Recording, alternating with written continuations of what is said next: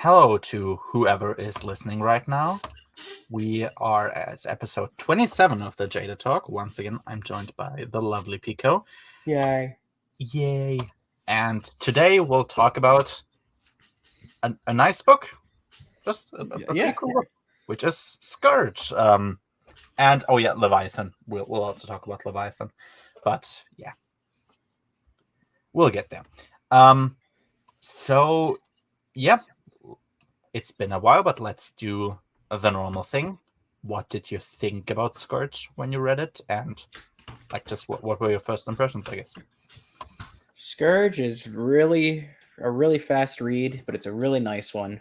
Mhm. It's just self-contained. And yeah, there's not much to say about it other than go read it. It's really good. Yeah, it's like really easy to read. Yeah. The prose is so it's so simple and it's really nice. But also there's not a lot of things you really need to know for this book. Like, if you've heard of the character Tion, and maybe you've heard once of like the corporate sector authorities, and really you don't even need that much. Yeah, you can understand who they are from the context. Like, oh, okay, those are these people. They already did this thing in the past. But other than that, you really don't need to know anything about the book, which like anything about any other thing before jumping into this book, which is always nice, kind of, because I mean, I think we've both spoken about this stuff where we like, people tell us you need to know X things and you need to have read those books to understand these other books, and we're always like, I don't buy it at this point anymore, especially with required NJO reading. But I think it's fair to say for this book, you really don't need to know anything, and it's self-contained. That's really the most important thing here. It's nice, it's its own thing, doesn't rely on anything, and it just ends, and then it's over, and you're like, hey, that was a nice story. So let's just quickly talk about the cover, which I guess is probably the least impressive thing about the book. It's a Jedi. I assume this is Mandazuma, so the main character of the book. He's there. That's really him. There he is. Scourge, yeah. There is a mention of something being a scourge of something in the book. We'll mention it later when it happens. The German title is Die Geißel, which literally also just means scourge. As I found out, I actually didn't know that. I translated it into something different, but there you go. Accurate title. It's a cover. He looks nice, I guess. That's really all there is to say about that. I want to know how long of development this book went through, like, because it was an RPG campaign that just got turned into a book, and the cover looks half-assed. So I feel like it couldn't have been that long, right? They just decided one day to just do it. Maybe they were trying to test something out, and this is the only one that made it before the buyout happened. I don't know. It's a weird why this even exists in the first place. Man's muted himself. That's so sad. Oh, no, yeah, okay. Yeah, you're back. Disconnected for a moment there. No, I can see this being a book where nobody at Lucasfilm was feeling confident about this, because it is baffling. It is baffling how this book even exists. Yeah. Frankly, there should be like dozens more of this kind of book. Yeah, like, that's why I have a theory where this one was like the testing ground for turning the campaigns into books, but because the buyout happened like basically right after this, they just stopped it. Yeah, that could be a thing, because if we think about how the EU works, just like how it's organized, this is probably the ideal way to write in the EU, because if you make it this thing of it's a bunch of authors, they all have their little spin on the series, then this is the best way to do it. Like a thing that is so separated that it can't really hurt anything else. You got the main story, and then you got all these separate side things. because your main story really should be like that should be planned, and people should like autistically try to control everything about it because it's your main series. This needs to work, but these kinds of books are perfect for the way that the EU worked. Like, if it's shit, then it's shit, and then that's really it. It doesn't ruin anything down the line. Yeah, because let's say Mandazuma was the most horrible Jedi. Well, maybe there's a few implications of why is he even there, but it doesn't ruin anything. It's sort of like, yeah, he sucks, and that's it. Yeah, so it is weird how this kind of book exists, and also why there are not like dozens of more of those. But yeah, maybe it was a buyout thing, because I don't know when, but this book was like really late. 2012. It was like 2012, April 2012. Yeah. That was like right there at the buyout. Yeah, so 6 months later, it gets bought out, and before that, I certainly they heard about something happening. Yeah, I'm sure at that point people knew. I can imagine it, at least because rumors are a thing. You probably knew at that point already, at least in Lucasfilm. But yeah, it's kind of sad, because if we had more like those, then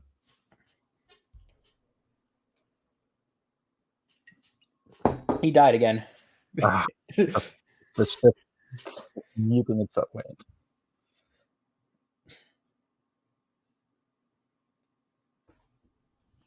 Bizarre.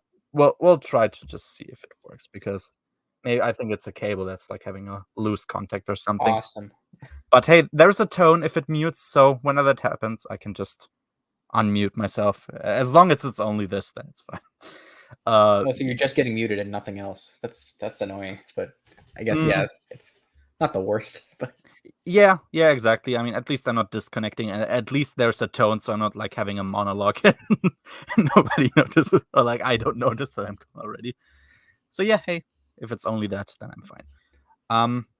But yeah, there could have been a lot more quality books if there wasn't this constraint to the big narrative. Yeah, sad, but there you go. We have this book at least, so that accounts for something. So I guess let's just jump into the first chapter. So we start off with our protagonist. Our protagonist is a Jedi called Mandazuma, and he lands on a planet called Makemte, or Makemte, I guess. And he investigates his student's recent death there. So the guy was killed by the nephew of a caliph. So caliph is a local leader on this planet. He was supposedly killed there, and he's there to find out how this happened. And you immediately see one of the strong points of this book is there's a very deductive like structure to the way that Mandazuma kind of talks to himself. He has a little medical droid there who like analyzes the wine that his student was drinking before. It was very clearly poisoned and in some way influenced his mind. He also finds some crystals there who seem to be connected to the whole thing, and the thought process that he has of, okay, this is lying here, so that means this, and this. It's very like analytical, and it's easy to follow. Like it's not all over the place, and it's very like that's immediately very nice, because yeah, I mean we've read books that are hard to follow, and it's annoying to not only have a book which has a story that sucks, but you also barely understand what the story even is. And this just an immediate when has that ever happened, though? Yeah, I mean, they would never let something like this be published under the Star Wars banner, right? A book that has a bullshit story and also bullshit prose. Thank God Star Wars has always had high quality control, and that never, especially in the movies too, like that would never happen there. I mean, did you ever like watch a Star Wars movie and think like, well, this makes no sense, or like, well, this is not how a human being talks? I never or like that. Wow, the enemies don't know how to look up. That's crazy.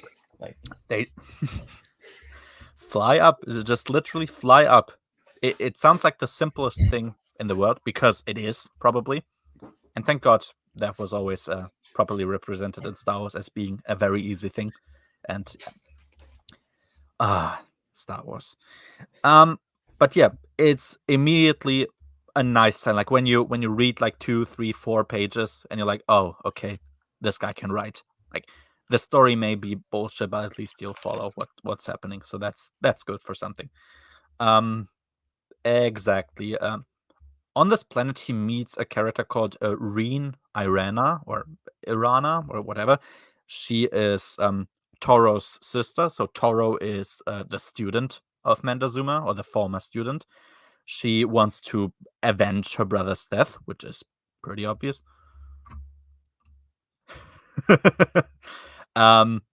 Yeah, it's only 3 words, but they are so expressive, aren't they? Like, Star Wars.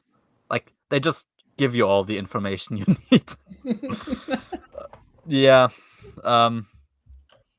Man, Star Wars sure is a thing that happened. Yeah, exactly. So she wants to avenge her brother's death. That's like pretty understandable.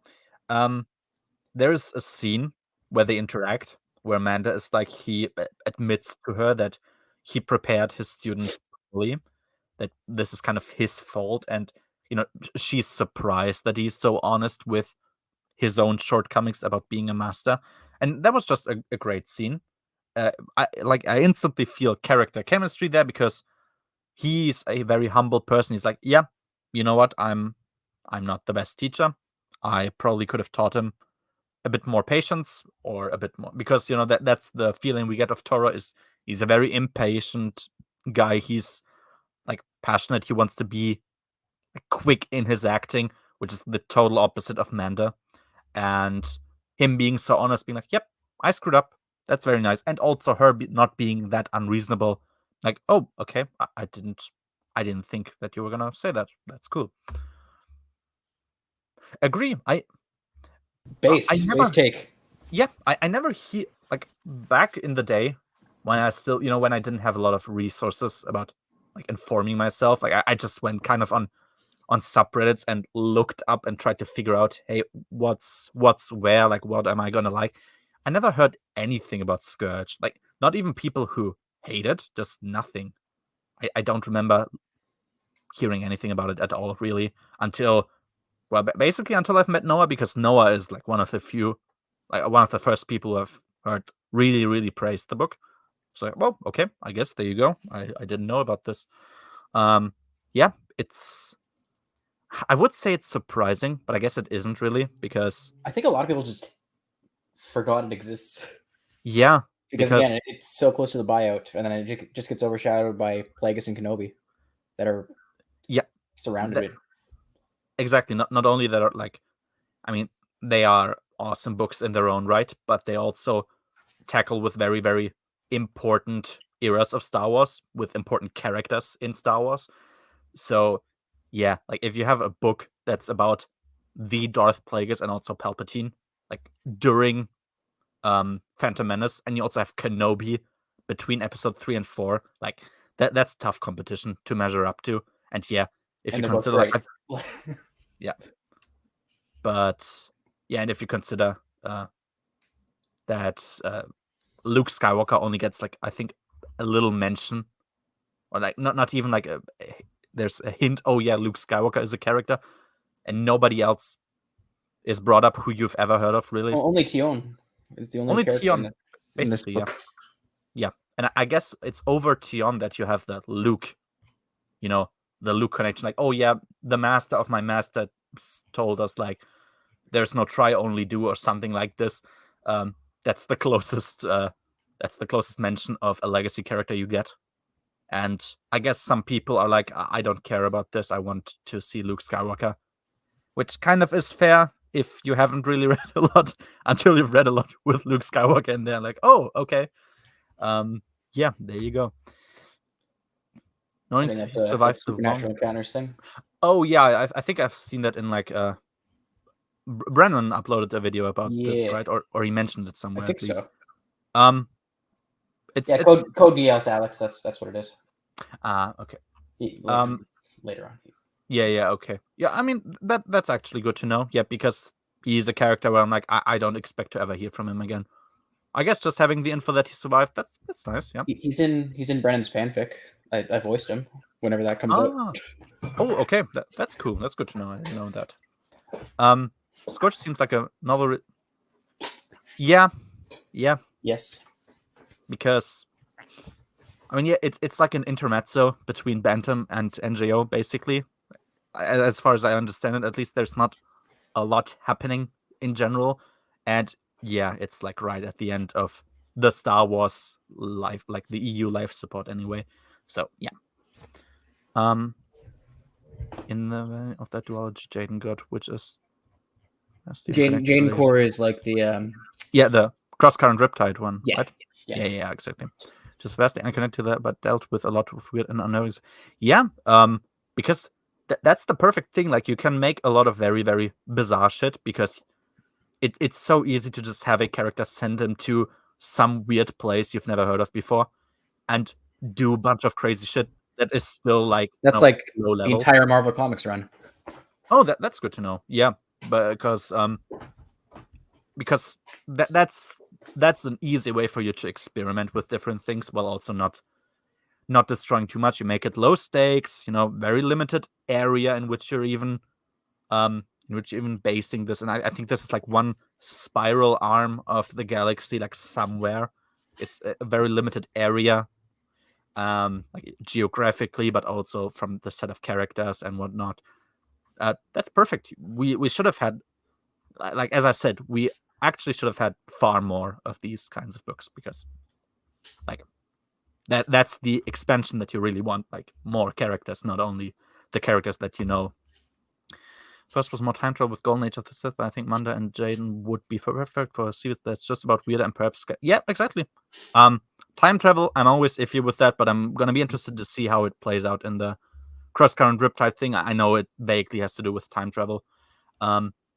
So that's always something I'm iffy about, but it's something I'm interested in because yeah, you don't need Luke to always be the man in action. It's kind of unreasonable to expect him to be.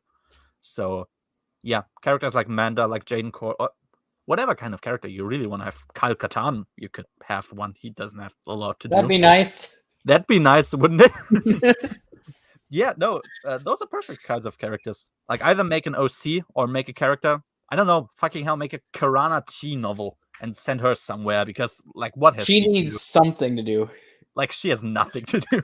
So, my God, just do it, yeah. Yeah, Code Geass.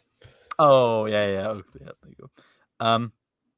Oh, yeah, exactly. I think I've seen Brennan like mention that in his, I think, YouTube title or something. Yeah. I feel novels like these are very welcome and needed on the EU as a whole. The lack of legacy characters enhance the story for me. Same for the Reeves-verse. Reeves-verse is another big one.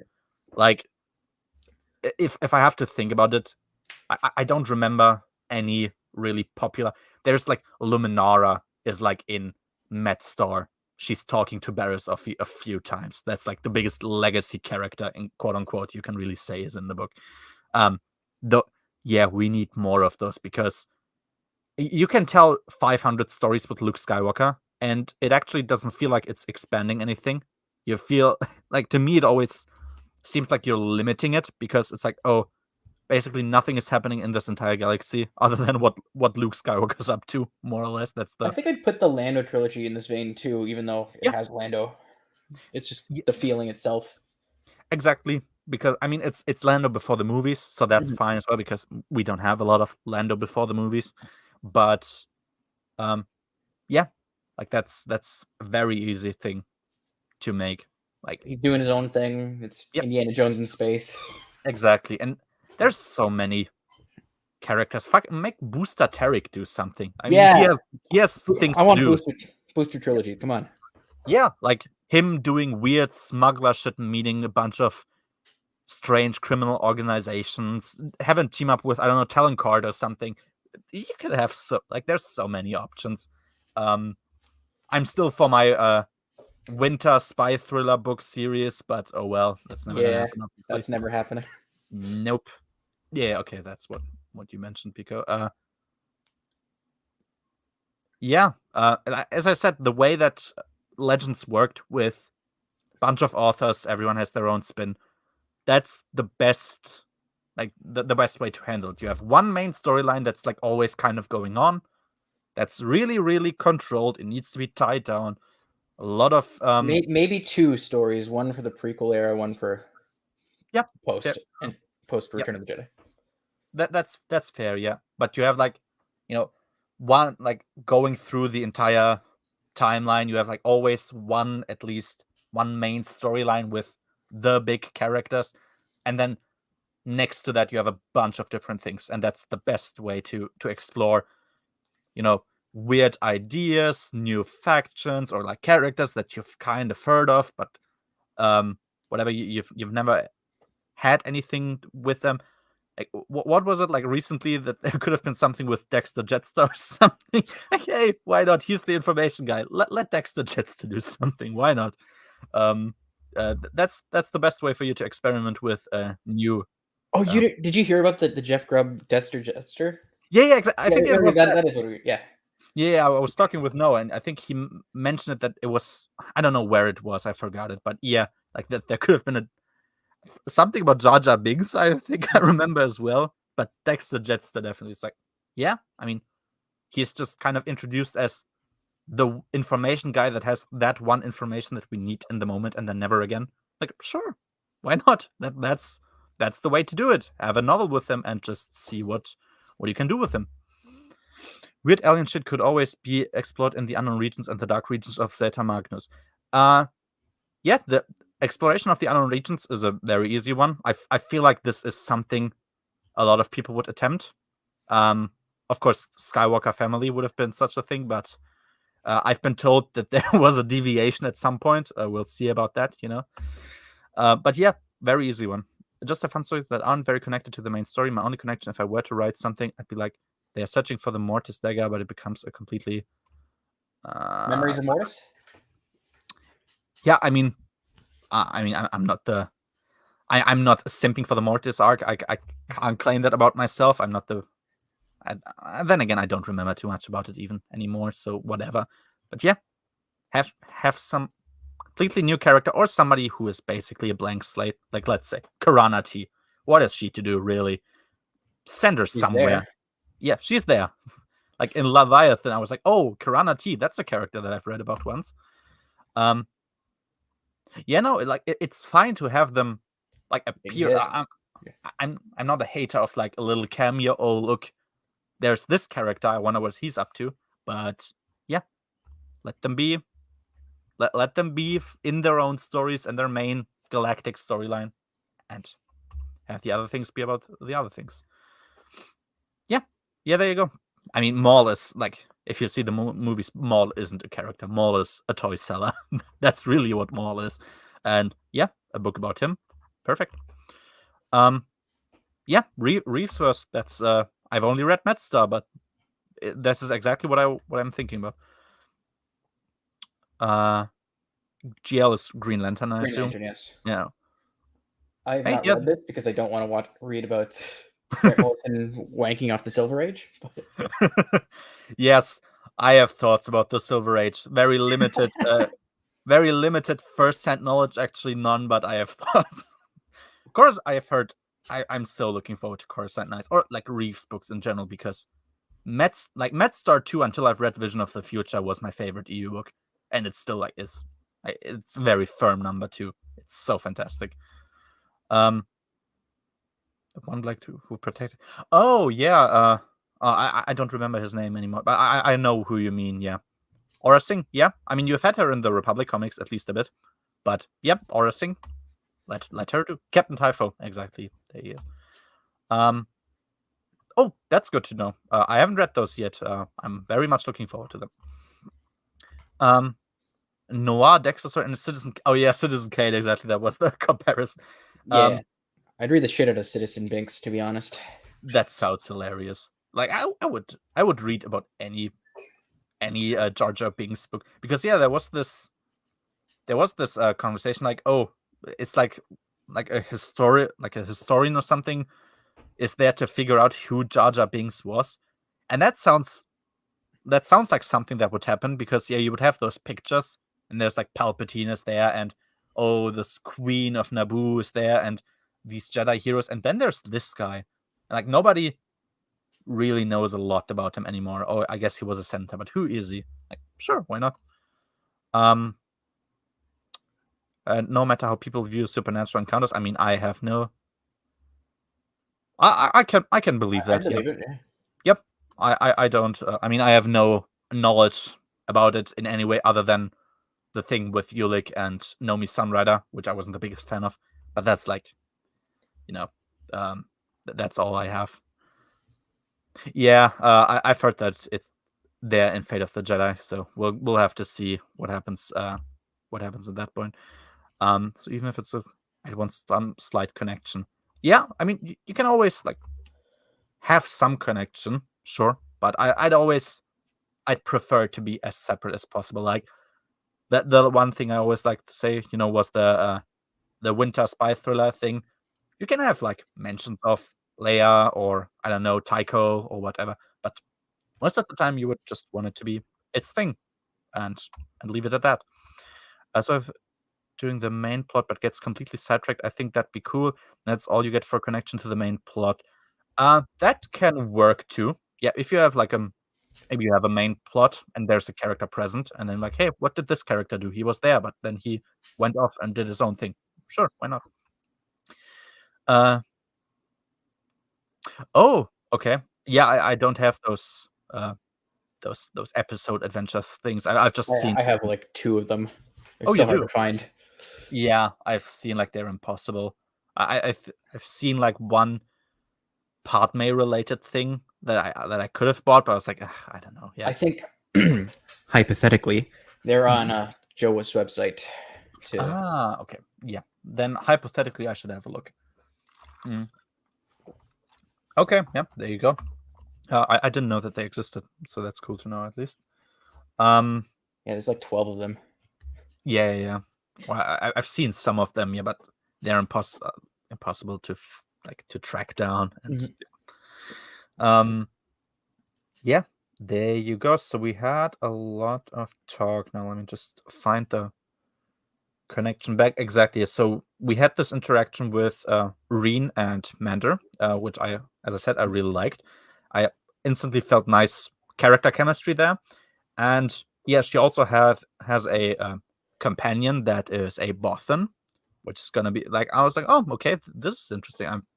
You haven't really seen them in any other business other than being, official in official Bothan business, more or less, like politicians, or I guess some X-wing pilots. You've had them as well, but yeah, that was like, oh, okay. And like him being a Bothan really only matters in I think one scene where there was like because they have a sort of rivalry slash hostility towards the Hutts. But yeah, on that he was a Bothan. Oh yeah, there you go, just a normal guy. Also has Anakin dealing with crystal star things. Okay, that sounds. I have heard about that. Yes, that sounds like it could be funny, interesting. So yeah, we have a spy Bothan in Night. So I don't remember that. Knight Errant. I'm gonna be like I'm actually interested to see what Knight Errant is, because I don't know. I like the cover actually. It looks inviting to me as a story. So I have no idea what, but I've read the comics, and I would still like to know what Knight Errant is.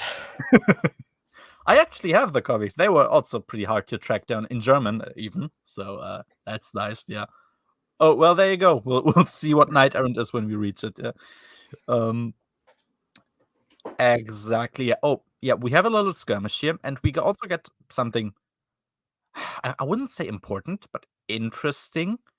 And it's weird that it's interesting because it sounds like such a normal thing. Is that Manda Zuma? He is a Jedi, but he isn't really that skilled in combat or using the Force like for psychokinesis or something, or like telekinesis, more like. He's a relatively normal Jedi. He can defend himself. Obviously, he's better than a normal person in fighting, but he's not the best one. He makes mistakes. He doesn't, like when you see Anakin like perfectly deflect blaster shots into the enemies, or like Luke or Obi-Wan, he isn't like that. He can't really do that, or at least not consistently. But he has he is resourceful. He is smart. He can quickly figure out a plan. That's more his thing. And he destroys objects to create cover for for Reen to shoot out of, or stuff like this. And that was actually nice. It's like, oh yeah, there you go. You won't have a Jedi that just jumps into the fray, no fear whatsoever, and he'll 1v100 everyone. I mean, he'll still be, courageous, but it's not that easy for him. I was like, oh, that's cool. It's surprising how revolutionary this seems as a concept, because basically every Jedi you've ever read about, I feel like, is pretty good at this kind of stuff, and he's just an average dude. He manages, but that's it. So there's a lot of good stuff, but the main plot is Ed to me. It sounded like it had like interesting world building aspects, but I don't remember too much, so I'll have to see. Villains are the best thing about Errant. I mean, if villains are good, I guess that could be something. More like the library chick from the prequels. Oh god, what? Yokastanu. I remember killing her as Anakin in the episode 3 video game. That was interesting. Manda's great because he's basically what all of us would most likely be if we were like, he's just chill. Yeah, not focusing on the main stuff. Yeah, that's he's the a guy. Problem. Yeah, exactly. He's not a librarian. He's what do you call it? Archivist, He's a lore master. A lore master. Yeah, there you go. He's not a librarian. That he's very quick to point that out because it's an important distinction. Yeah. We wouldn't be the main super powerful characters. Yeah, like that the Skywalkers have like an unprecedented amount of control of the Force. I'm fine with that. I never minded that. But yeah, you would have to also have the people who are who function as a Jedi, but who are not amazing warriors that can solo an entire army or something. Yep. I also love that Tion was his master. Yeah, it gives Tion a bit more to do because I like that character. She doesn't get anything to do.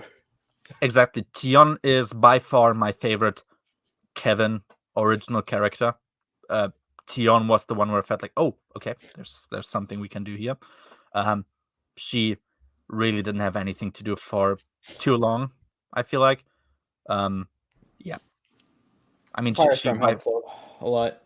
Yeah, but hey, I mean, by far she got the best introduction of a Kevin character, because that story was excellent, actually. Yeah, no, Tion, I like Tion being there. I also like that she's now in Junior Jedi Knights, which I'm reading. At least she's present, so that's cool. And yeah, so they get attacked by the Bomu clan. So the Bomu are a Rhodian clan. They're going to be interesting and important throughout the book. And they are the ones who poisoned Toro, apparently. So of course they are going to pursue them, but also this clan is going to want revenge on the Jedi and Reen, because they started killing their clansmen. So it's like, okay, well, there you go. That's an obvious conflict there. And we get introduced to one of the, not the main villain, but like the goon of the main villain, who is Coax. Coax is a Klatooinian servant of a Spice Lord. And it's clear, okay, this Spice Lord, whoever he is the main villain. And his identity is a mystery still. We will find that out like towards the end of the book. And we just know that he's there. He organized that murder to get Toro's lightsaber, which now is, I think Coax still has it, but he's gonna get it later. And yeah, and she's swinging the lightsaber around, just like get a feel for it, or like, hey, I finally have a lightsaber.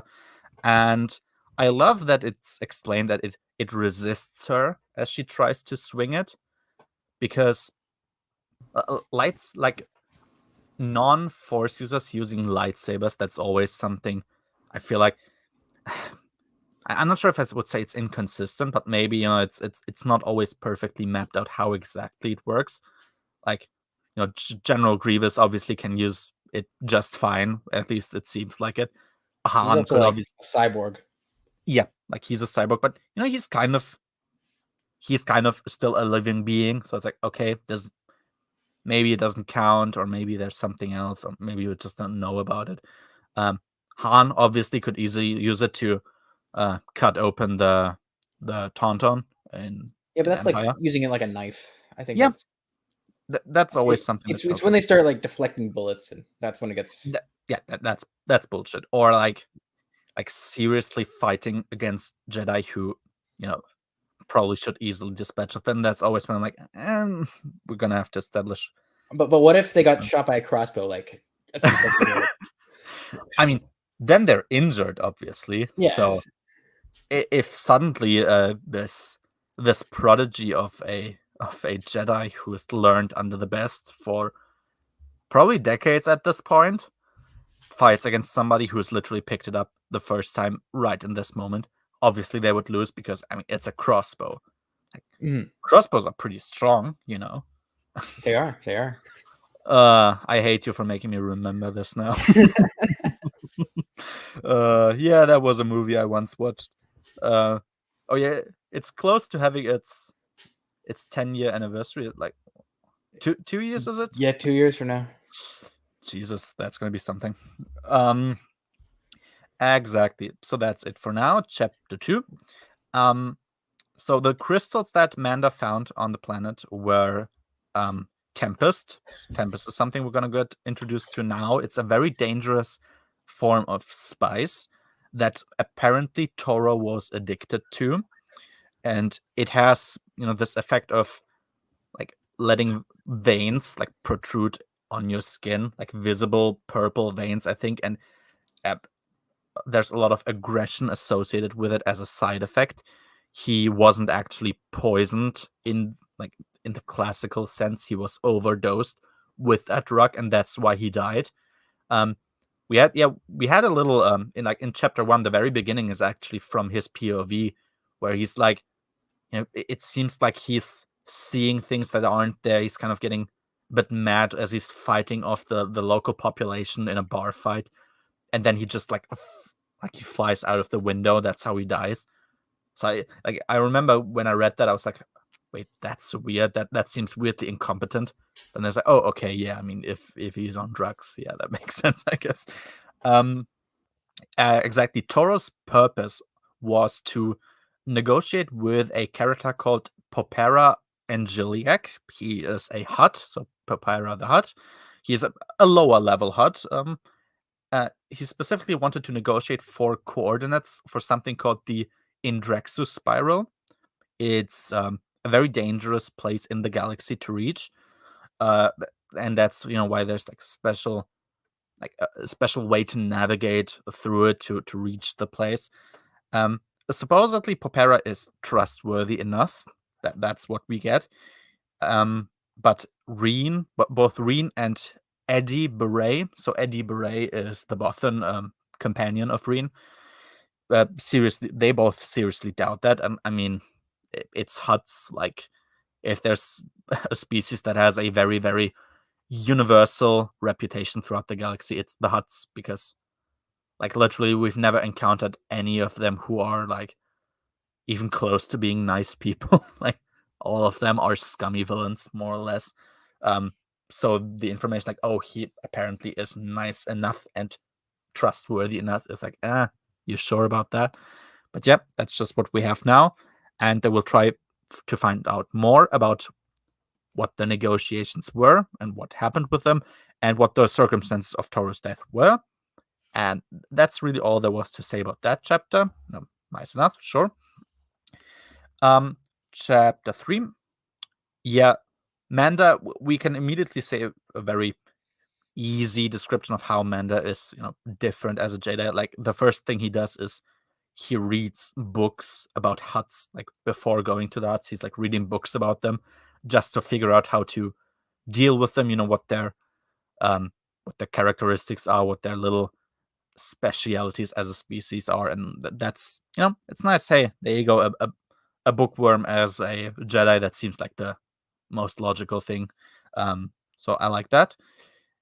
And they meet up with Popara, and Popara offers them basically a deal. He wants them to go to a planet called Endregard, like as an additional favor, basically, to rescue his son Micah, who is trapped on that planet. So the planet is quarantined by the corporate sector authorities, because it's not actually in the corporate sector, but it has very close ties to it. It's supposed to get medical spice from them, so they'll get the ship as compensation for the favor, which they that ship they christen it the Ambition 2, because the Ambition is Reen's and Eddie's initial ship that was broken down. Waterloo's reading books. You idiot, it's your fault. Fuck off. Also, you're reading Stephen King post 2016 now. Who's the real loser? Oh, yeah, only Jones. Yeah, I feel weird saying Micah because Micah is a sausage brand. It has that ad slogan here. So yeah, that's interesting. Yeah, that's why I was like, okay, Mika, I guess, but Mika sounds too much like a girl. So I was like, oh, I guess Micah is the correct way. Exactly. And yeah, so from the moment we met Popara, it's clear that there's a desire to represent his to present his reputation as honorable. Like, he doesn't trade with hard spies, or he doesn't perform slave trade either, which is definitely interesting. And about him, for the entirety of his book, until his story gets concluded, I was on edge about him, because it seems like, how do I say that? It seems too simple to be true. It's a hut, but he's nice. Okay, because there's lots of confusions about, okay, who is the spice lord and who is the guy who's organizing all of this. And throughout this, it's he's a hut. There's no way, right? Racist.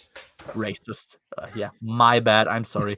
But yeah, it's very it's very tough to figure out. Okay, is he really nice? Is he really the villain, actually?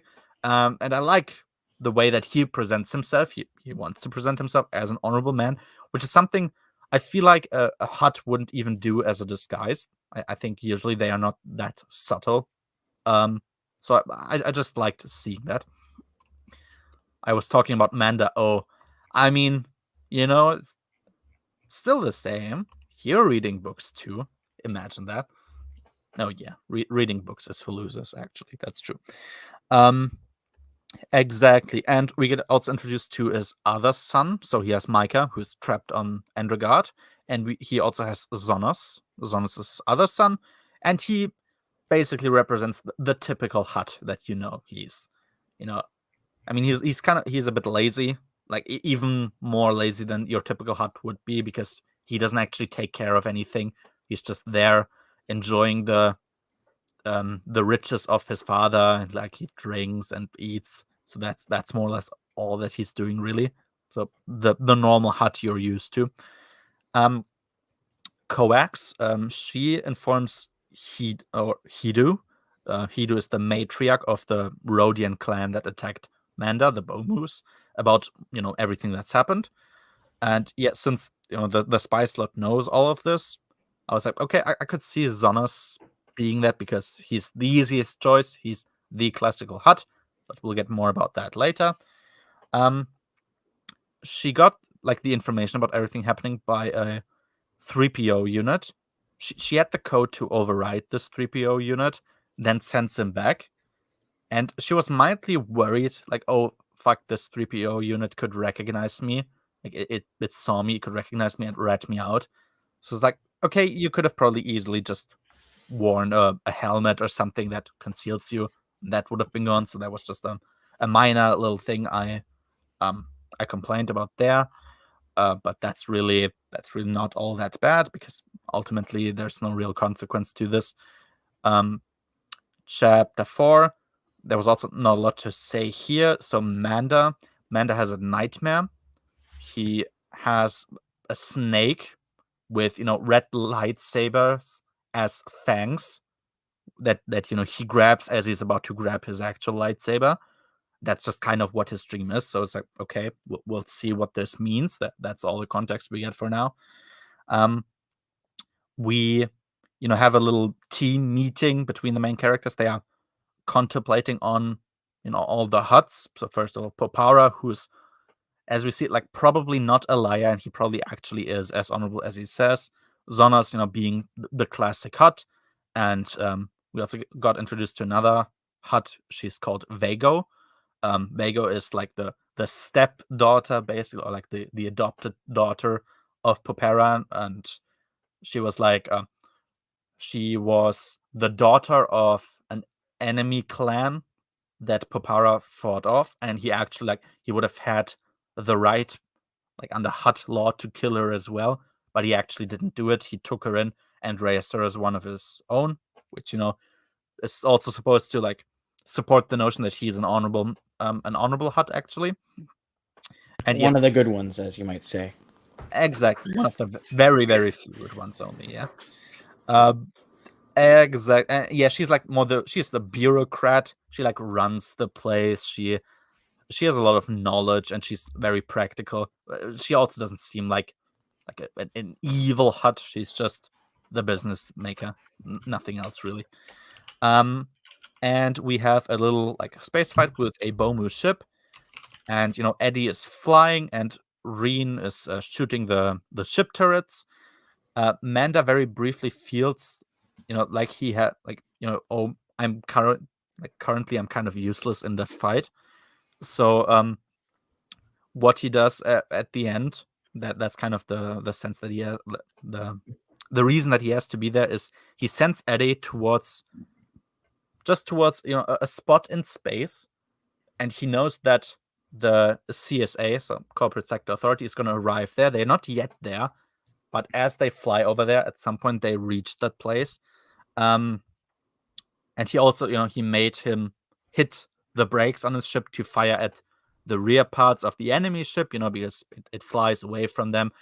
All of his shields are just focusing on all of his shield energy is focused in the front. So of course his rear parts are unprotected, and that's kind of how he does a bit of damage.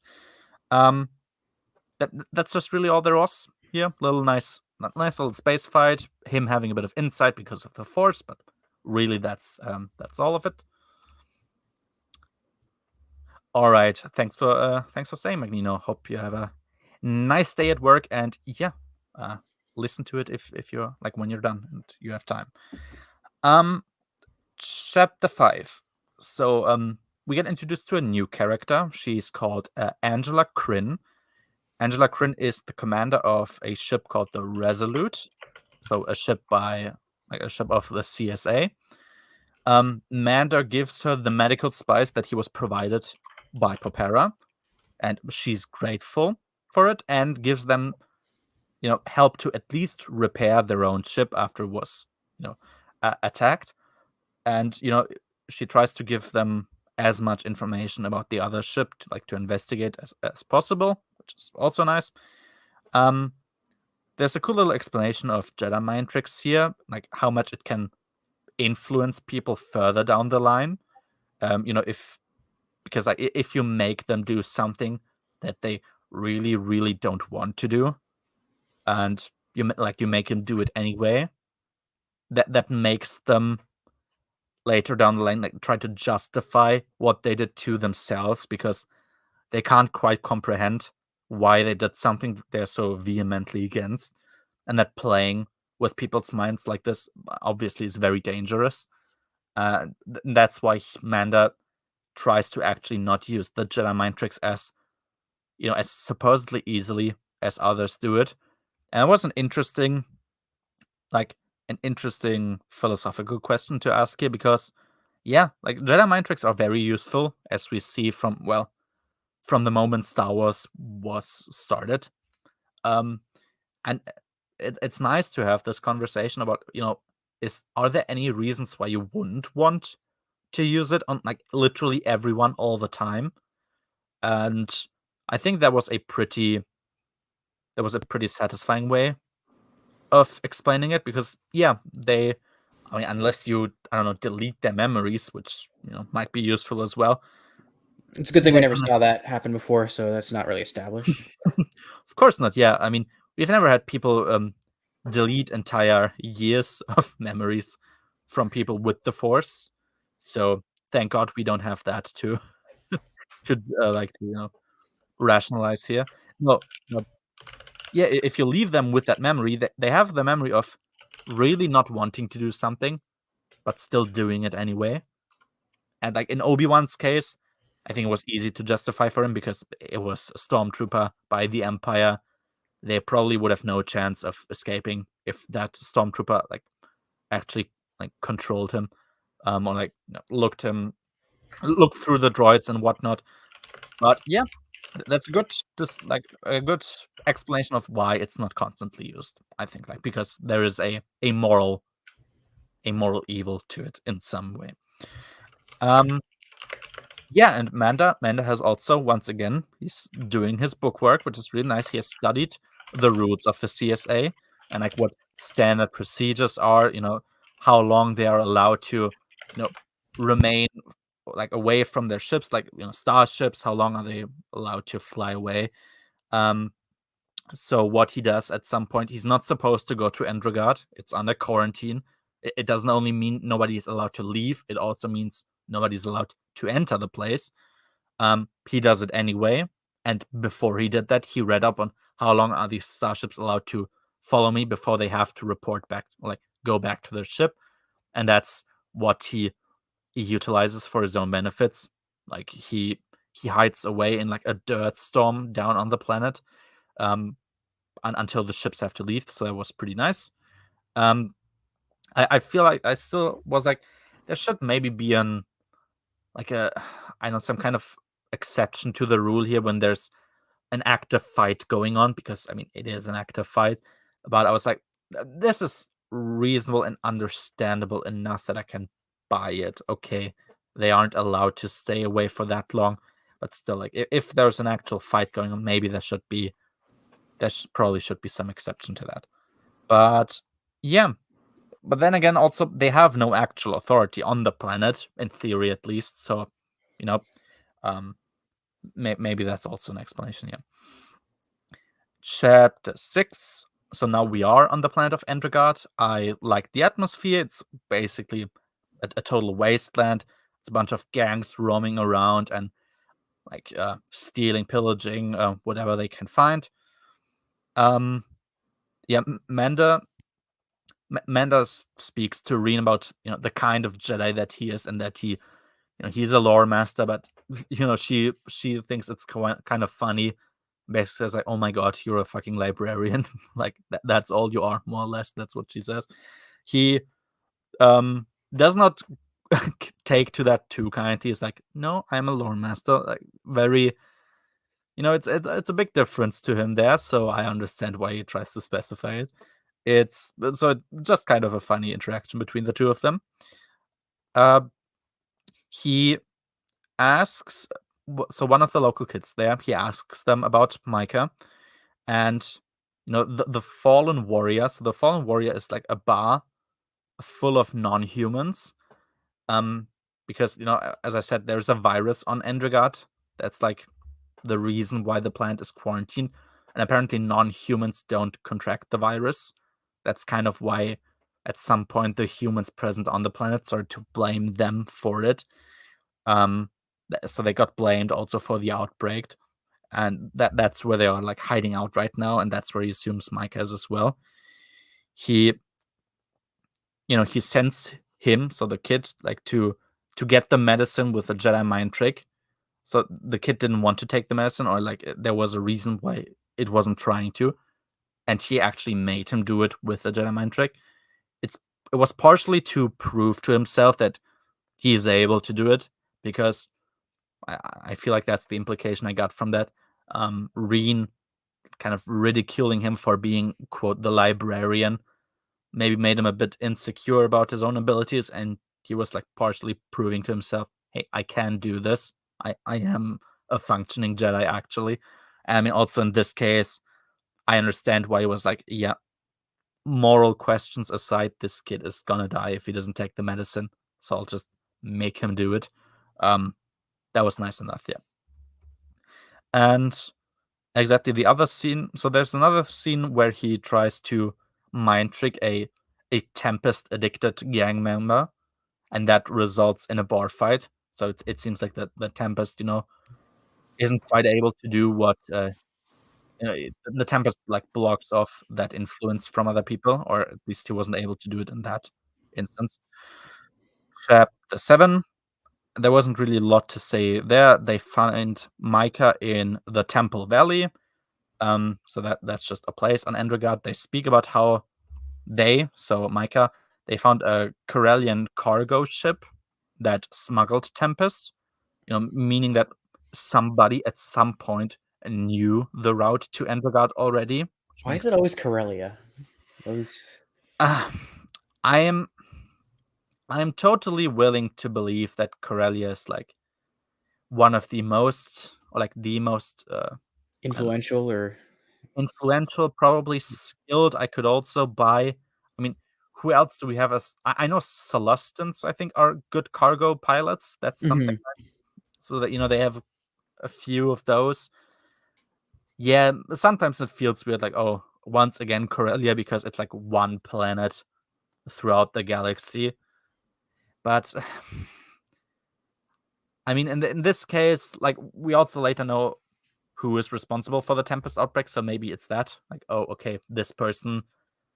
I guess Corellian is just what they know, so that's what they choose. But yeah, it's always kind of Corellia, isn't it, with cargo ships? Like, oh yeah, the Millennium Falcon looking ship. But yeah, there you go. That's just what we have now. It's a Corellian cargo ship. Yep, and it smuggled Tempest. So the drug, meaning, as I said, that somebody knows the route to Endregard already, because supposedly the information that Popara had was like brand new. So somebody seemed to know already. And yeah, the drug addicts that they had a bar fight with, there's basically a rematch. So they followed him there. And but they also battle the CSA then. So the CSA also comes down, who takes everyone back, to the Resolute again, this time also including Micah. So, that was nice. Chapter 8. Wait, I have to see. Yeah, there you go. Chapter 8.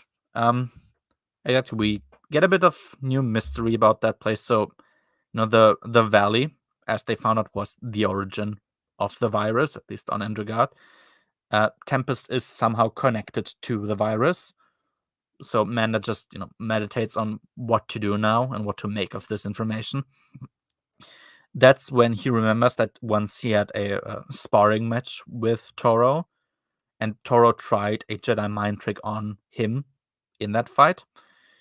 He, Mander chews Toro out basically about doing that, how he shouldn't actually do that, because, someone with equal abilities will resist that immediately. And then he also drops like I think it was an Obi-Wan quote. Yeah, the Force can be strong against the mentally weak. I feel like that's what Obi-Wan said in.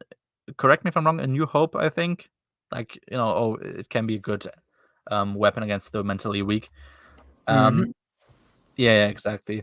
So, I mean, he will also recognize that this was quite strong, because there was a moment of hesitation in him when that the technique was used against him. But yeah, he's like, nope, don't do this. This is not the right thing to do. So that was just an interesting little scene we had there. So Manda gets brought to Angela Kryn again. She is pretty mad because, I mean, he got told that he's not supposed to go there. He went there anyway. But he lists everything, like all the information, like, oh, all of this just made your life a lot easier. And she kind of has a good, like, she kind of is in a good mood. Then they separate on good terms now. she gives him the message that Popara apparently called him to Nar Shaddaa to meet up with him now that Micah is back, to bring him back, and also just to further discuss business. And and Reen and Eddie both seem to have been offered jobs within the CSA, but for now they'll join Manda on his quest, because still there's that feeling of we don't know what's happened with Toro, and of course Reen wants to know. There you go, Fabi. You like that profile picture? It's a certified outbound flight classic. Oh man, yeah, exactly. That's just that chapter 9. Once again, I'm not sure. I think it was in the AC Crispin on Salt Road where we've already gotten it, or somewhere else, like the backstory of what happened to, like, why the Hutts are on Nal Hutta and not on their actual home planet. Though I feel like it was the first time, or I guess it wasn't the first time. You said 2012 was the year that this book dropped, right? Yes. I End of don't April know. 2012. 2012. I'm not sure when SOTOR released, because that backstory of Nal Hutta being the native planet of the Evoki and the Hutts subjugating them, that is in the game, obviously. Yeah, that's 2011. Okay, so like barely before that, yeah. It's possible that could have been in the actual campaign version of this story, but I don't know because I haven't read that. Okay. Yeah. I mean, yeah, I just remember because two classes of characters start on Nal Hutta when they play Soto, and like the Evoki thing that's mentioned throughout. I was like, oh, I guess it's the first time I've read about it in a book. And them being basically fully eradicated. I mean, if you compare some of the other factions in the universe, maybe you're not too far off there. Yeah. Exactly. And Hutts. Oh yeah, Hutts are. There's kind of an explanation given, like one of many possible explanations given on why Hutts are so arrogant. It's because they thought their moons at their old home planet basically are gods.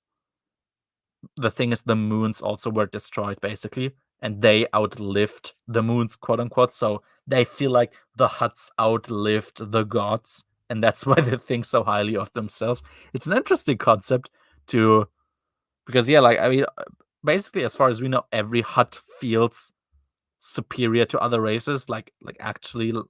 So it's an interesting concept to try and explain why they are the way they are. And I think that's a creative way to try and explain it. Exactly, yeah. During the last battle, so in the last chapter, Micah was attacked, but the enemy like missed every shot. And Manda points out, like, hey, that was kind of weird, wasn't it? And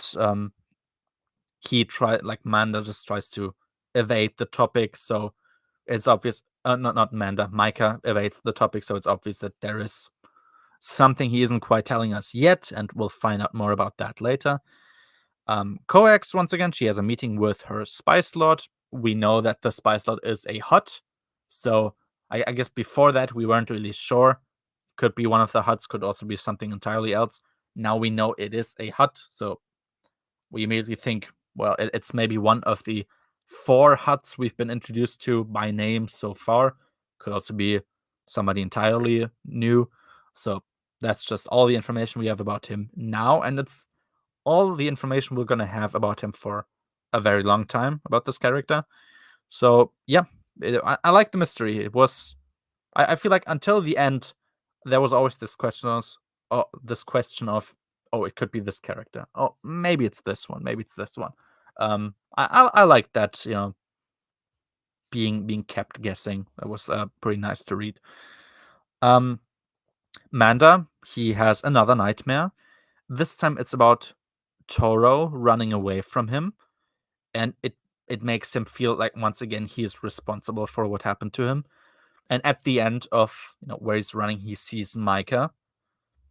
I was like, Micah being the Spice Lord would be too easy of an explanation. That these were my feelings. Like when I read that, it's like it clearly seems to indicate something because he just had that conversation about him being attacked, but the attacks obviously missed, and that one now he has this dream. It's like, oh, okay, it seems too obvious to make him the villain now.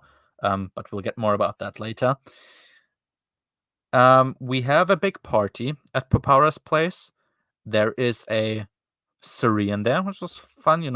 It's a species that Manda. So like, there was a person who tried to assassinate Micah before reaching the place. Manda feels like the person he saw was a Syrian, so he's immediately, of course, on edge. They wondered whether this was just supposed to be like a message, hey, to Micah to try and assassinate him, or since Micah was missed as a target, but a nearby droid was not, and it's pretty obvious, like it was just a regular like battle droid or something, a protocol droid. They are a much more difficult target to hit compared to a HUD. So that's just that's just something he wonders about. Like, why is that? How can this happen? And and Zonos. So they are at the party, and Zonos is there, and he's constantly looking at him, and they feel like, okay, maybe Manda was supposed to be the target, not Micah, because he feels the hostility as he's there. Then while everyone's like getting a chance to talk to Papara, and while Manda and Reen are there, he just explodes while eating. So he's eating something and he's just blowing up. Reen and Eddie are also present. Zonos immediately, of course, yells that the Jedi killed him, which you're like, I mean, it's obvious that he hasn't, but I guess this is something that would be easy to buy for him. Like, he's just standing there. It's a dude with supernatural abilities, and he's killed. Like, that guy's just blown up. So yeah, I guess this is something he would believe. It was. This chapter was like very, very long compared to the other ones. I don't know how many, but I think this was the only chapter that was so long. And I wouldn't say it was inappropriate for it to be long, but like this long specifically. But yeah, as we've discussed multiple times, it was just something you notice when each other chapter was like 5 pages. Then this one's like triple. Yeah, exactly. It was like a lot longer, and I don't necessarily mind. But yeah, as I said, it's just something that you notice, and yeah, especially as somebody who appreciates short chapters, that's immediately Chapter 10. So they escape through the windows, and they figure that somebody must be behind all of this, and this somebody needs to have a lot of skills in biochemistry, because nobody has yet managed to synthesize Tempest, because it's so complicated, I guess, and the murder on Popera happened with probably 2 separate substances reacting inside him and creating that explosion inside of himself. And they find in the Trandoshan. So there's a Trandoshan who apparently sells Tempest, was being poisoned himself. So it looks like somebody's trying to hide his tracks now or something. We get the action now starts to pick up a bit. Zonos puts a bounty on the head of the trio, and they get attacked by somebody. That wasn't just no. We actually have another HUD that we were introduced. He's called Perella the HUD, and it was just kind of hilarious to read him because, correct me if I'm wrong, I think I've understood correctly. It's a HUD. He is armored, like he wears armor, and he's also on wheels. Like, that's what I understood. Like, he's fighting on wheels, and he has like some staff or something that he's fighting with. And just to imagine that this is a thing is Perella? Yeah. Perella. Exactly. It was just kind of funny to imagine. Perella is part. I don't know if you ended up reading the short story that ties into this book, but Oh, I did not know. Yeah. okay. Well, I'll quickly go over that after this. Then Okay. it's not much, but it's Oh, basically okay. about Perella just hunting down some Oh, guy. that's nice. Is it like in a Tales from? It's an insider. It's an insider book. Insider. Okay. Yeah, I didn't know about that yet. Then Yeah, then we can no go. worries. It's not going to take long. I don't Okay. remember what. All right then. It's like Yeah. 4 No, it's pages. okay. Yeah. Then it doesn't matter. Yeah, obviously. No, it's always funny just to imagine a hut like fighting in any way, and whenever it's happened, like I don't feel like there was ever this. There's always a partially comedic element to just imagining a hut like fighting. Like you had it in AC Crispin's Han Solo trilogy. I won't talk about that too much, but there's like an actual physical fight between two huts, and it's just kind of funny to read, even though it's a serious fight. Here as well, that he's like some armored hut something. Obviously, you have what's his face from Planet of Twilight. You have this here. You're gonna have more here as well. And yeah, it's just kind of always funny to read about huts fighting. So that's what I picked up here. Exactly. So they get attacked by him, and they get also attacked by the Bomu clan again. And Mander gets overpowered by a guy using his, he has like a melee weapon here. I think he had like a gun. That gun was sliced in half, and then he used it as a melee weapon, basically to like ram it into Amanda's stomach. And he gets saved by Angela Kryn. Like she's just right there. So it's like, hey, that's cool. She's still around. Chapter 11. Yeah, so Kryn, she has a contact on Nar Shaddaa, and that's Micah. Apparently, somebody ran a secret Tempest business in the Angeliac family, since the shipwreck on Endregard was a ship from them that supposedly got destroyed quite a while ago. Obviously, it was not. They like theorize who it could be.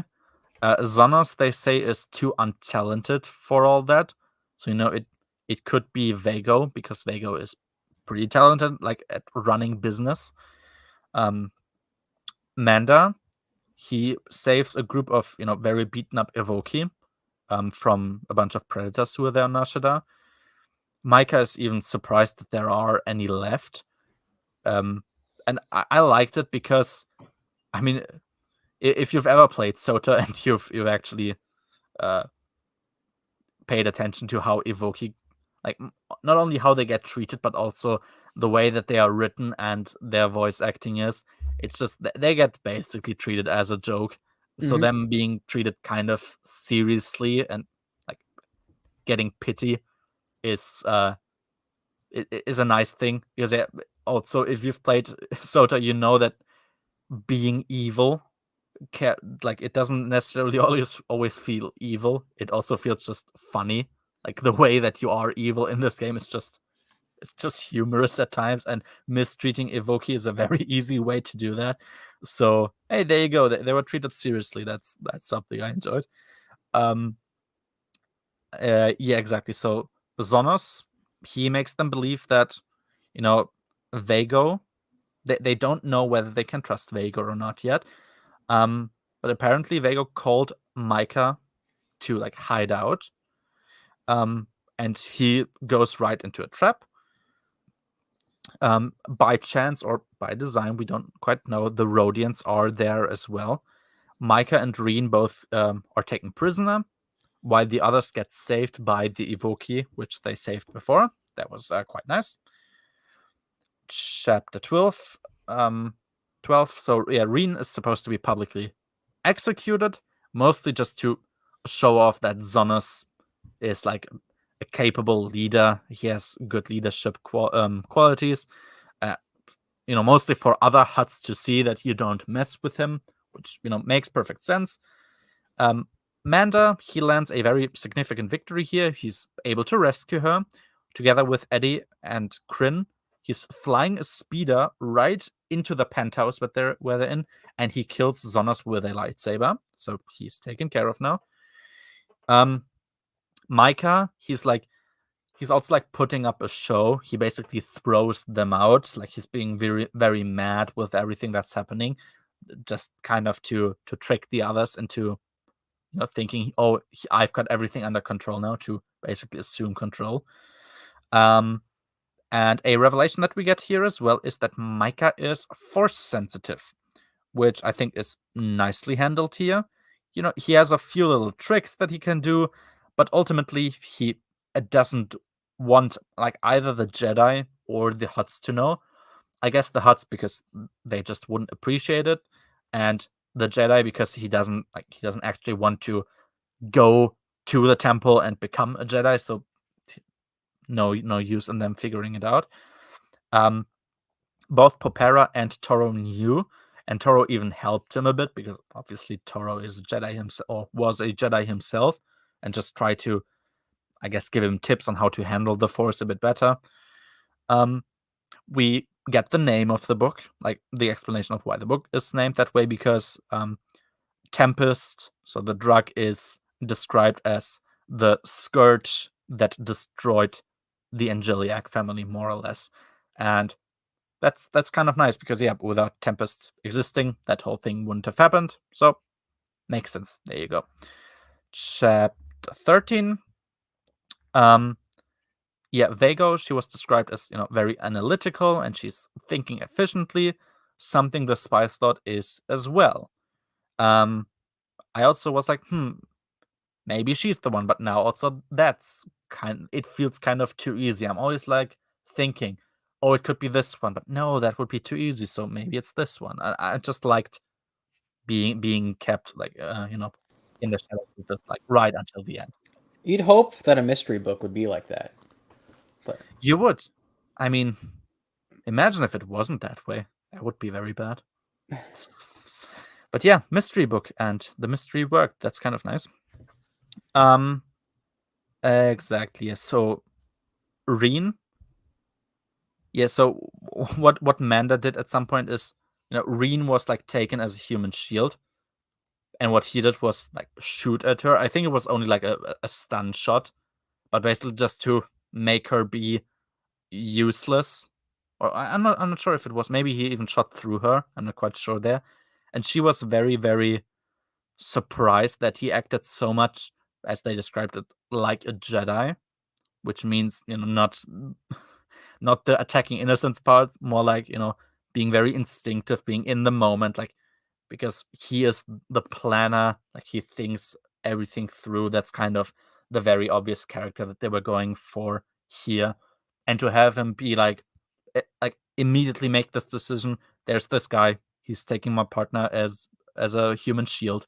I immediately, like, get rid of her, quote unquote, not killing her, but making this quick decision. I like that. Was cool that she was so shocked, but that he also was kind of surprised that he was capable of doing that. Especially because she thought she had him figured out already, and it was very evident that she did not, because she did not believe that he was capable of doing such a thing.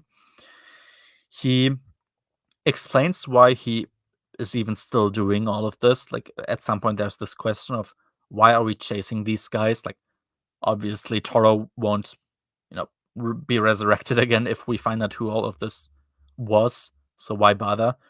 And he's like, it's partially for Toro, partially for her, and even for Micah to an extent, just to like get justice about all of this, because a lot of people who did not deserve it were wronged throughout this entire episode, and he just wants to make sure that it doesn't happen again, which is nice.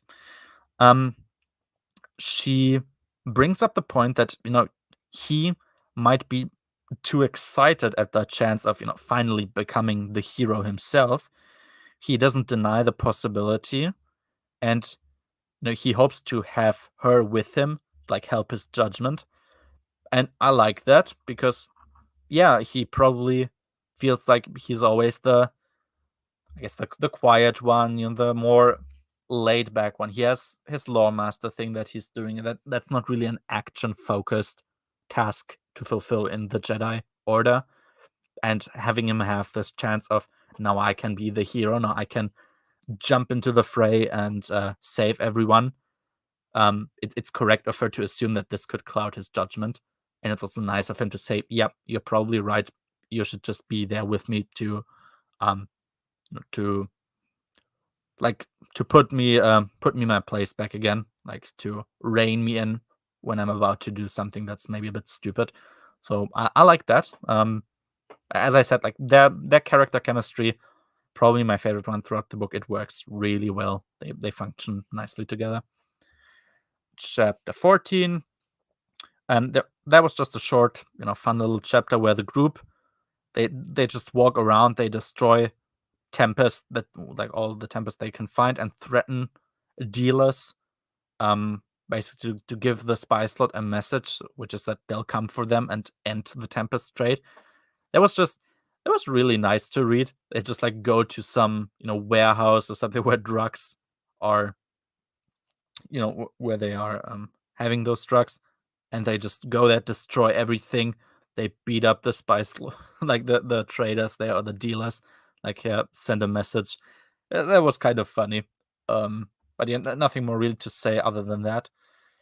Chapter 15 was another pretty short chapter. It was same thing as last time. This time they're overwhelming some storage owner with the Resolute, so they are using the ship. And then Micah sends them a message that Vago apparently is gonna meet up with the Bomu clan. And I'm like, okay, this could mean that she is the spy slot. It could also be some hyper twist. Yeah, I actually wrote that down. It could be some hyper twist where Micah is actually the villain all along. And yeah, mystery still being built up, still unsure until the very end who is actually responsible. 16, we have the group basically blow up a meeting between Coax and the matriarch of the Bomu clan. And I like that Manda was actually described to be quite strong here. So he cuts his way through the Rhodians with ease this time. And it's not unbelievably so. It's just he's a bit more used to fighting now. He has a bit of experience now, first-hand experience. But he's also, he's not like uncontrollable. He is very much still calm, collected, but with a bit of first-hand experience now. So I like that he's actually quite competent in this fight, compared to the other ones where he was just a normal guy. Pretty much, both of those descriptions were really nice. Coax, so Coax kills the matriarch when cornered by Reen, kills herself too. They speculate this was probably leaked by whoever is the spy slot to like cut loose ends. So they were, because there's this very clear development of the Spice Lord, having conversations with Coax where he or she is not happy with how like rampant the Bomu clan attacks are, and that they're just kind of not being very useful anymore, and that she should probably get rid of them. And at that point, it was a very easy way to just get rid of them without upsetting, I guess, the rest of them, to attack her instead. So no, there was this big fight. Oh yeah, the Jedi killed her, where it was actually her who just shot her. Exactly, and apparently all the spice trade has directly to do with Val. So Varl is the actual historical home planet of the Hutts, which they could determine from the radiation that that is needed to have an effect on Tempest. So that they kind of track everything back to, oh, okay, it must be with Val then, because this radiation within Tempest, it has some connection to that. So that was interesting. And since the question of who even the spy slot is totally open, yeah, I was still expecting like, oh, maybe there's gonna be something even crazier, like, oh, it was Angela Crin all along or something.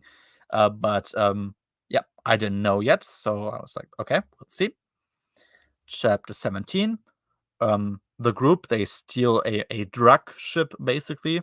They go to Varl, where the actual production is taking place. So there's the wreckage of a ship that once has landed there. And inside this ship, there's the drug production. And there's a protocol on the other side communicating with them. And they're very clear, like it's very clear to them, okay, this is a Vagos droid, or one of Vagos droids. And it makes it seemingly obvious that she is now supposed to be a spy slot, actually. Chapter 18.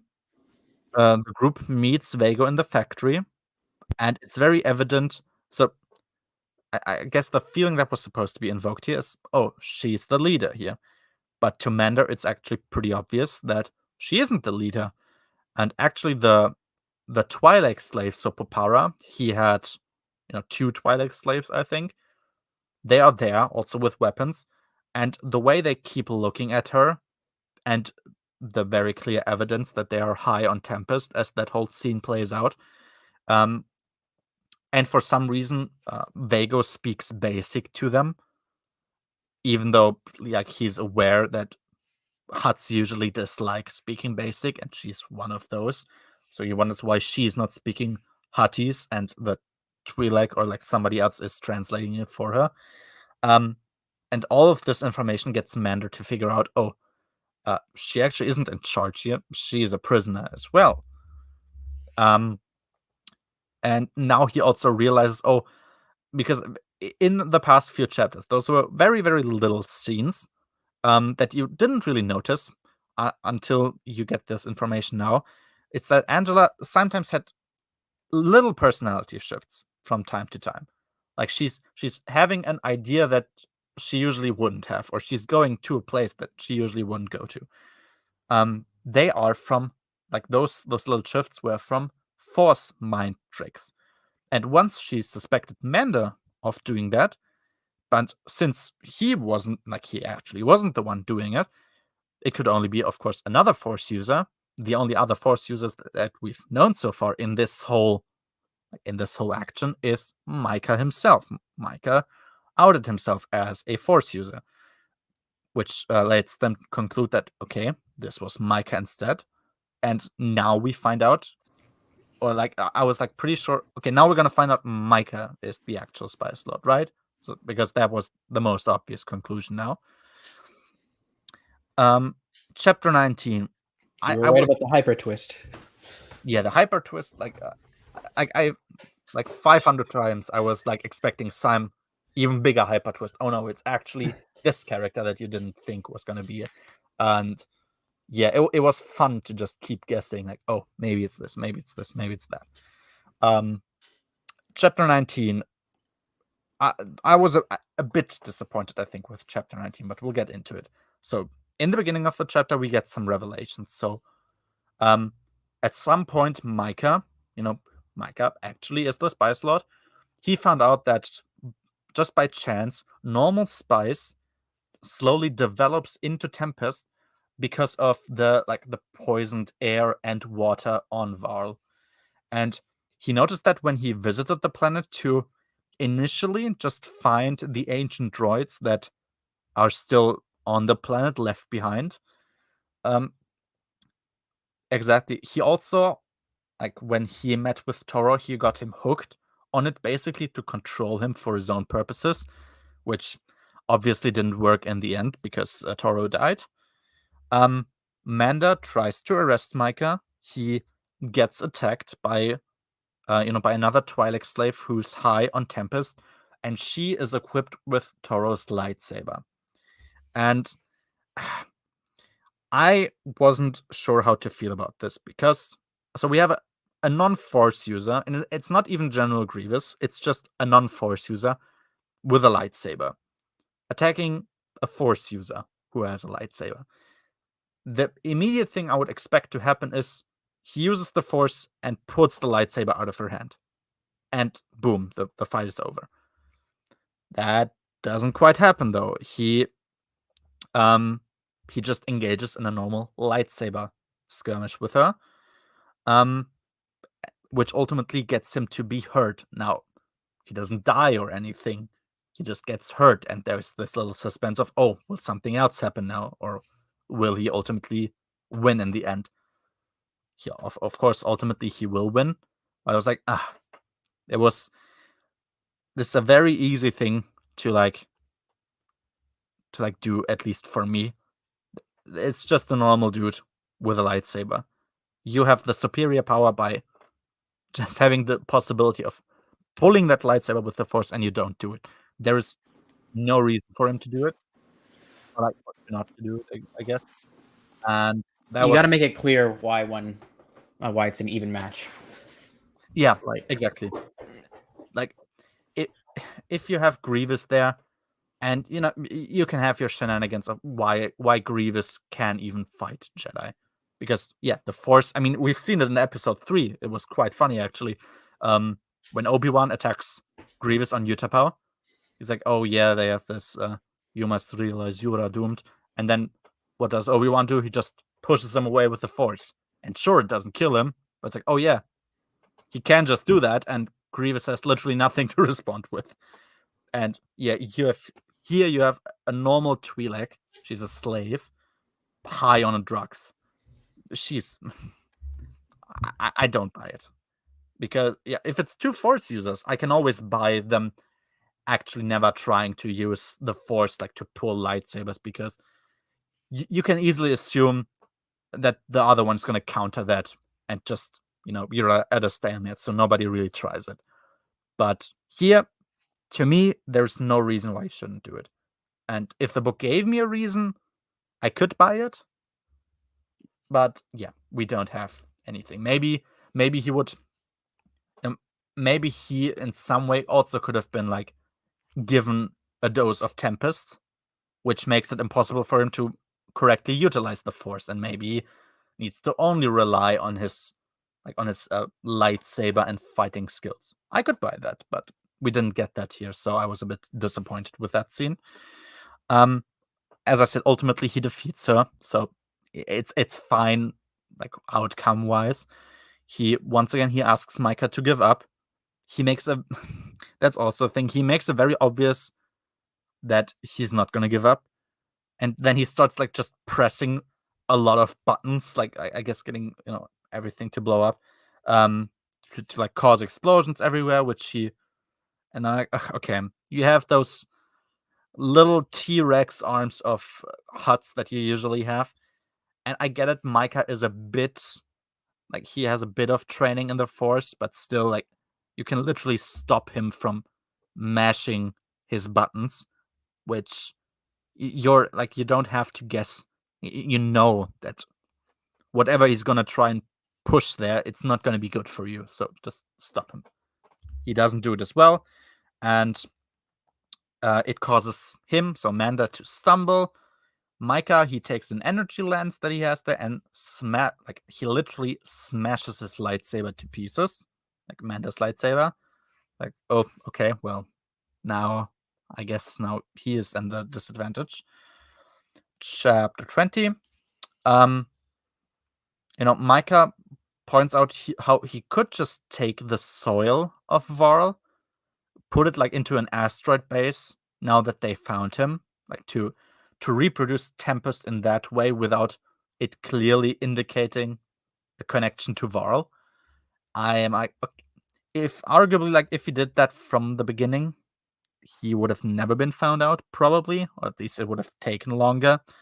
So I was don't know, but then again, it was pretty early on in production, so I can forgive that kind of. Micah actually does what I criticized about Manda, and he steals Toro's lightsaber away from him with the Force. I was like, oh, he can do that, I guess. There you go. But ultimately, Reen comes to save Manda, and he pierces Micah to death, which, hey, there you go. That was kind of cool. And apparently Vago, who was still there, and Angela Kryn was next to her. She threw Angela Kryn against the wall to escape, in a capsule. I was like, I don't quite understand that because it's evident that they were on the same page, but I think Vego even later explains why she did that, so I didn't mind that too much. Chapter 21.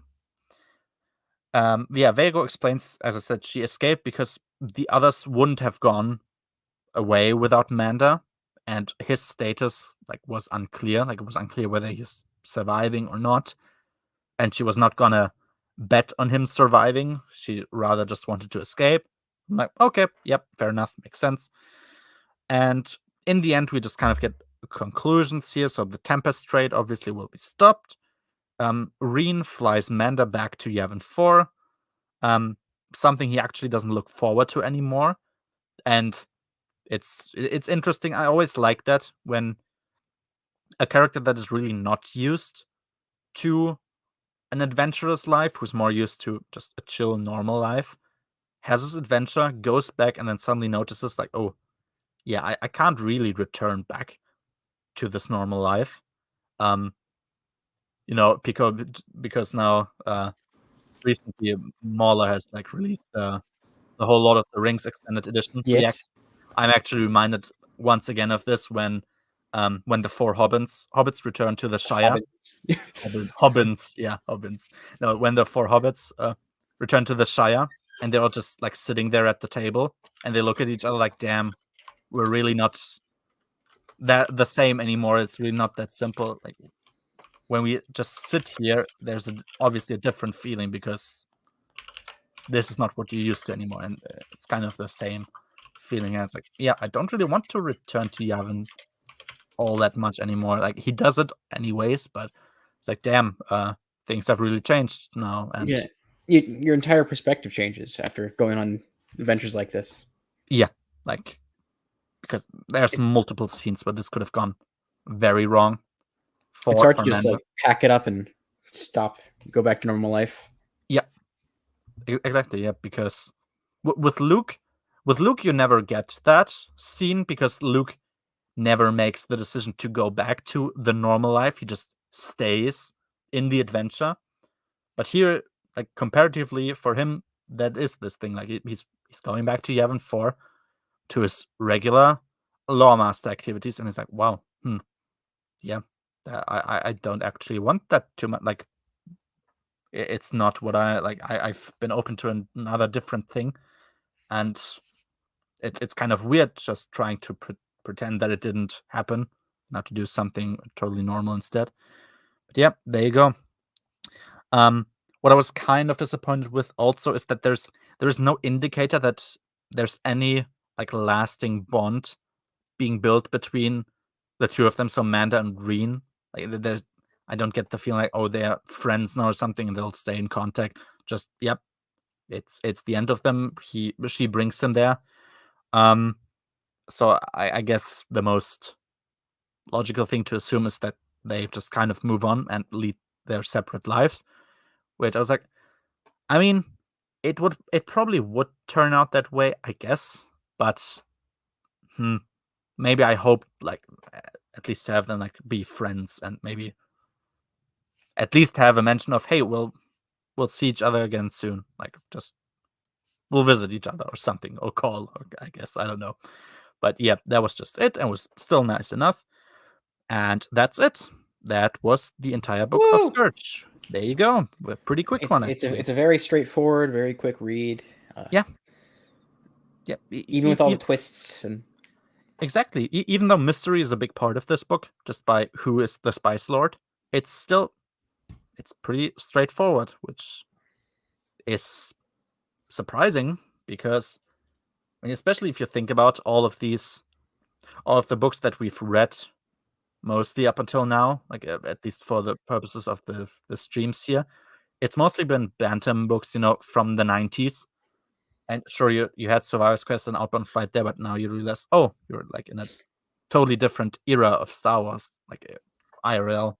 And yeah, you have this pretty straightforward book, and it's kind of surprising. Yeah, it's very simple, very nice. It basically delivers on anything that it needs to. It's entertaining, and you should definitely give it a read if you haven't yet. Out of 10, Pico, what would you give this book? Because I'm 8. not. I think 8. 8, I think, is fair. I think 8 is fair. It's solid. It has little problems that I don't personally like. It's not too much of an issue. Yeah, there's really not a lot more to say about this. 8 out of 10, I think, is a pretty fair score. And yeah, that's really it. So maybe now, before we jump into Leviathan, maybe now you want to. Sure, let's do it. I guess I'll present as well because Yeah, why not? there's some insider pictures as well. Ah, nice. They are pretty cool, actually. So that's good.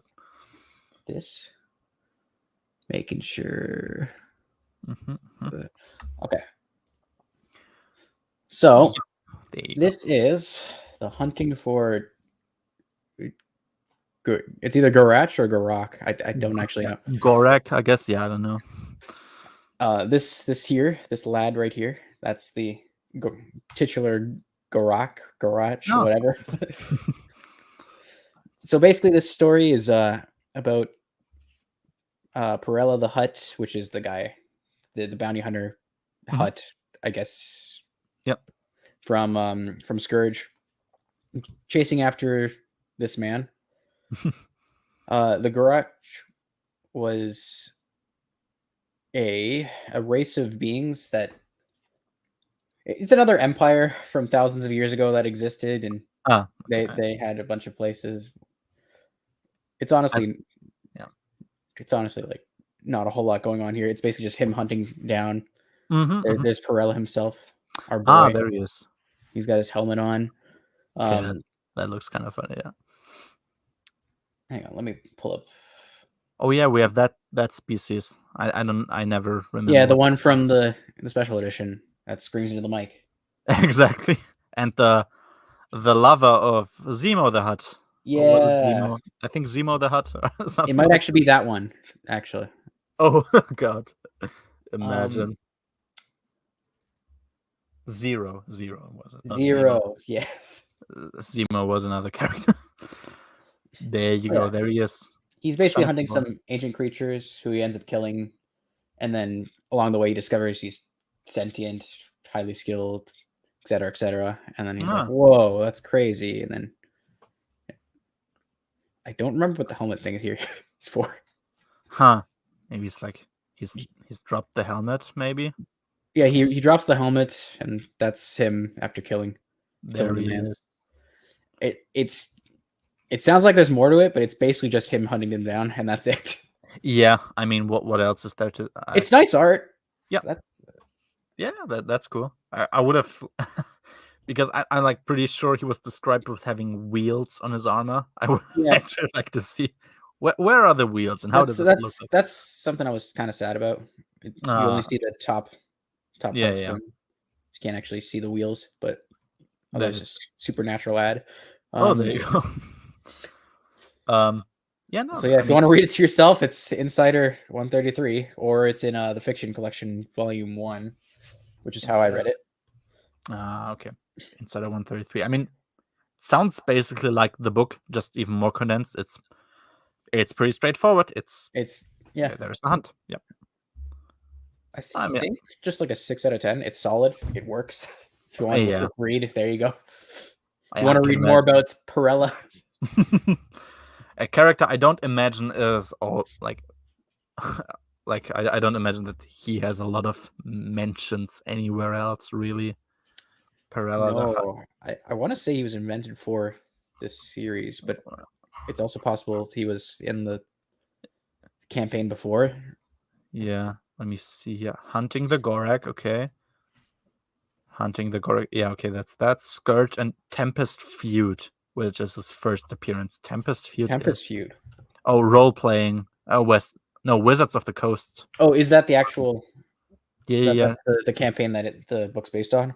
Paperback supplement to the Wizards of the Coast Star Wars role playing game, written by Jeff Grubb and Owen Kesey. Okay, so yeah, that's the actual campaign. So he's probably not in much because that campaign can actually take place anywhere, and then once Scourge came out, it like cemented it to post Handthron.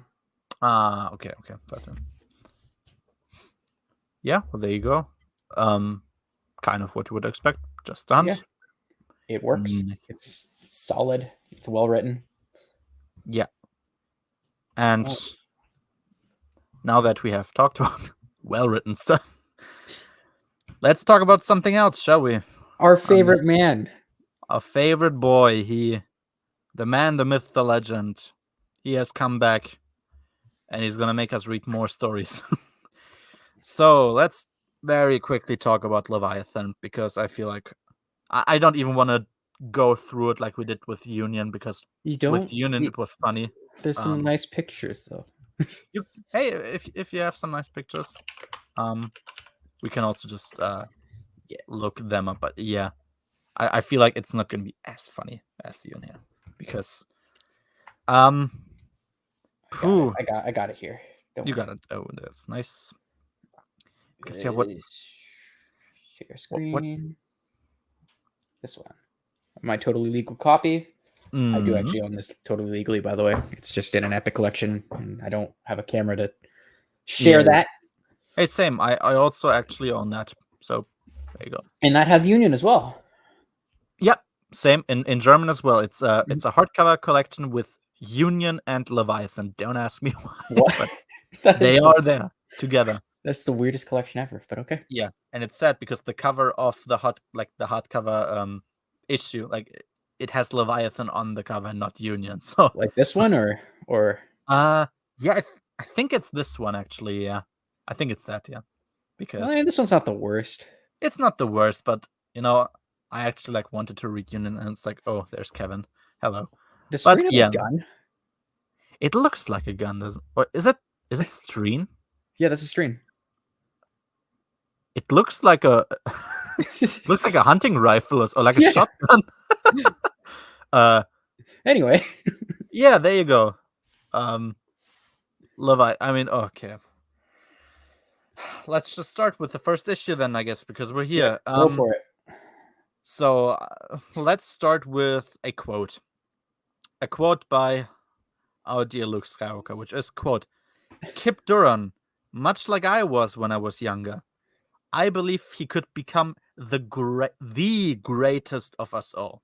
Not one of the greatest.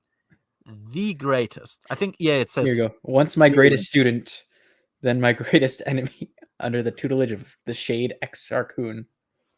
He has been through much. I believe Kip could become the greatest of us all. The one and only greatest. It's like, no. Okay. So, Pico, you remember how Koran is clearly a self-insert character and he's dumb? Yeah, of course. This man made Luke Skywalker say Kip Duran could be the best Jedi ever. How about no instead? Like, Luke wouldn't want to describe himself as the best Jedi. Maybe put like Jason or I guess more Anakin in there. Now that I'm reading JJK, I'm becoming a bit biased, I guess. Anakin's pretty cool, but he's pretty cool. Well, Anakin's not at the academy yet, so he doesn't know. Sure, fine. But potential-wise, it's like Kip Duran, man, fucking hell. I just realized that Streen's gun actually is a bolt action, which doesn't make any sense. It is. That's great. It's so stupid, but it's hilarious. Yeah, there you go, Streen. He has a bolt action. When it's appropriate that we are on this page, because this page is connected to my immediate next note, which is, why the hell does Tion look like an unhinged drug addict?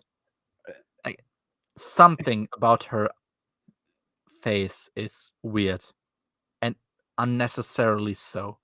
Yeah. Maybe, like, Karanati looks... She looks fine. Yeah.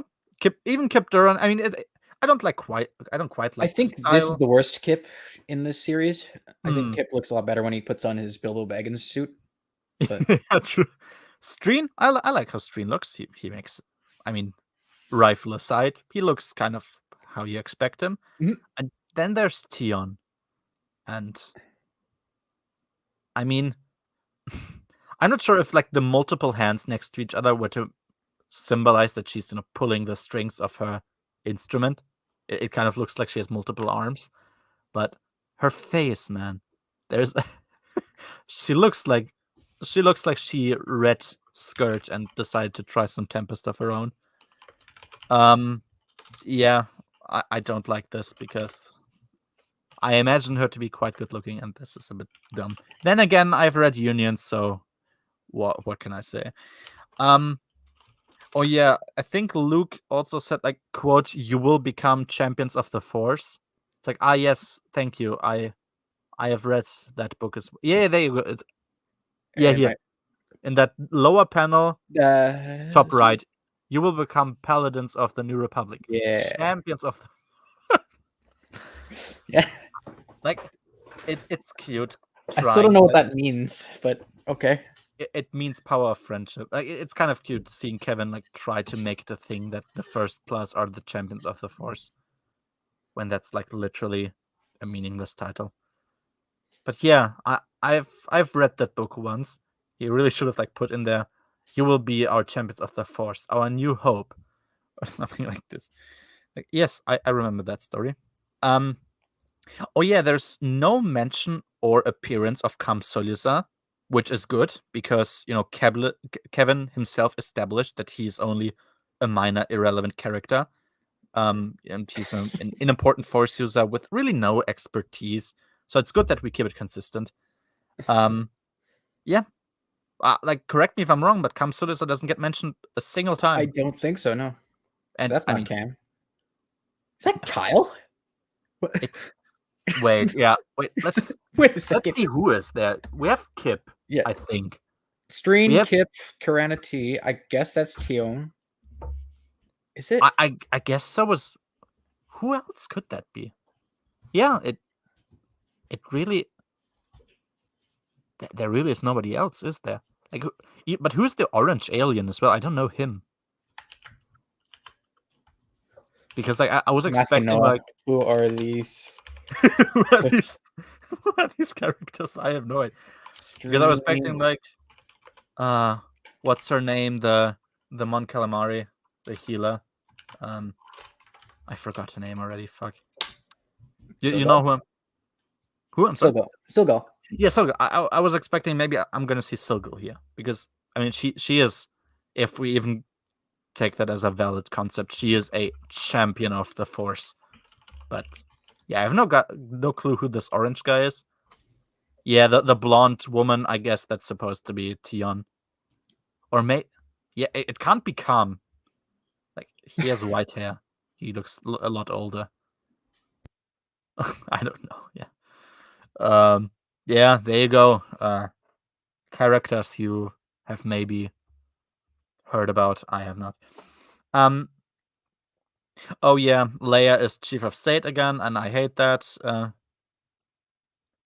Yeah, she already has. She has another complaint in the comic where she's like, "Ugh, I see why Mon Mothma didn't want to do this forever." It's like, why the fuck are you still? Whatever. Sure, she is chief of state once again, I guess. Or I don't even know when is this supposed to take place? Is it like right after JAT, or when is it? This is, I want to say, like 3 years later. Okay. Yeah. So I guess she's that. Yeah. So I guess she is chief of state, not she's once again. Yeah. But yeah. Timeline of Legends Media. Continue on. I'll look this up. Yeah. Sure. Exactly. Yep. She will once again complain about how horrible everything is, and in typical Bantam fashion, do nothing about it.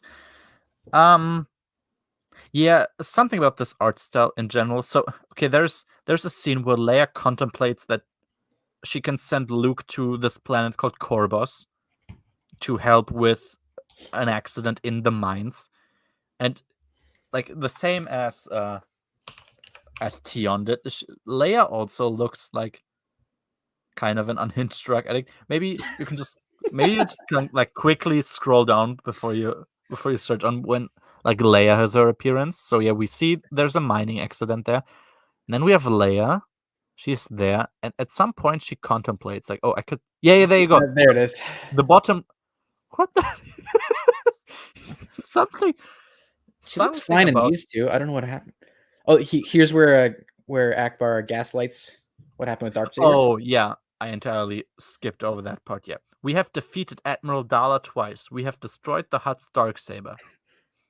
That's literally incorrect. That's not true. You have it destroyed itself. You actually have not destroyed the Darksaber. You weren't even there with the second time, Yeah. Dala. Like, that was Callista. Callista did oh it. yeah. Yep. And you haven't killed her, so what the fuck? Like, what have you to show for defeating Dala? She's alive. So, good job, I guess. You kind of suck. Okay, so apparently this is also 12 ABY along with Darksaber. So I guess it's like a year and a half after JAT. Well, there you go. I guess it's like okay. Sure, yeah, why not? Not really like that changes a lot, but yeah, there you go. She sees about she's listening about this mining accident. She contemplates sending Luke there, and she has her face. Yeah. Oh yeah, Dorsk 81. He has a grave now. That's kind of nice, I guess. Because I think Kip and Dorsk 82 visit it. It's somewhere afterwards. Is it here? Or maybe I'm not sure if they visited or they just mention. I think they mention it somewhere because. Okay. So I'm not being gaslit here. Yeah, I'm also trying to maybe don't remember. Dorsk 81, but oh yeah, also Dorsk 82 is here. Dorsk 82. He's a character that exists. Maybe you've heard of him. He was in Darksaber. Yeah. Kip responsible for destroying his entire race, but that's that's a detail. Yeah. Thank you for taking me to the grave of my predecessor. So he has okay. It was off screen. Yeah, it was off screen. Hey, there you go. He learned something because only Gantoris got a grave in iJedi. He didn't get one in the JT, so at least Kevin at some point learned. So that's cool, I guess. It's nice that Dorsk 82 gets 81's lightsaber. Because I like that. Yeah, that's cool. Oh yeah, one of the Sith creatures of Exar Kun survived. It's so close to the fucking academy. Why does it still exist? There's no reason. Literally. Exactly, yeah. So I was like, don't you ever just walk out and look if there's something left? Aren't there patrols or whatever? Okay. Yeah, Kip and Dorsk 82, they will go to Corvus to the in a ship called the Celida Sash, gifted to them by someone whose parents were saved by Obi-Wan Kenobi once, which I was like, I don't know if that's a reference to some story. I don't know.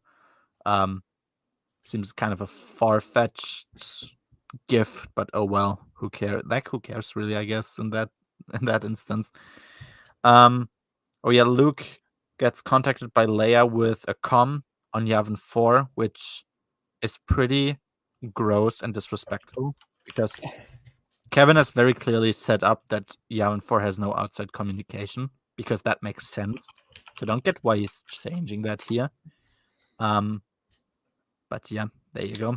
You're supposed to keep it consistent. Either they can't. Yeah. Either they can't talk to people or they have 4 layers on a screen here. Yeah. Exactly. Look at this. He went from nobody ever until oh yeah, maybe that's really, really dumb to okay, yeah, let's overkill and ever be there 4 times.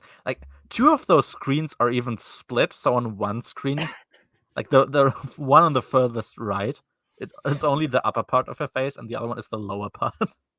Hey, there you go. Why not? Yeah, we have exactly. So yeah, Kip.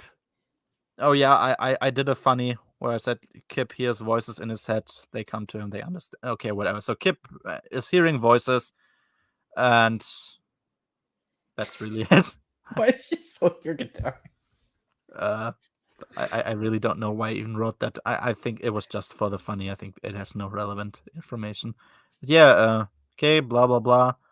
Nobody, of course, is going to accompany him because, yeah. But they also will be able to, like, quickly give them, like, a quick call if they really, really need them. And if they need help. And I'm like, just go, all of you, fucking hell. But okay, whatever. So that was the first issue. I literally have nothing more to say. Awesome. Second issue. Here's a quick blow through of what happened. They go to the planet. Yep, they look. Also, here's the nice Bilbo. Oh yeah, Bilbo Kip. The Bilbo suit. There you go. Actually, I'm gonna pull up what I mean by that because I feel like a lot of people don't understand. Yeah, a lot of people. You've seen the picture, right? Oh, I can. Yeah, I can. I really like this cover. I think it's nice. Yeah, the covers look cool. I can't say anything negative about them here.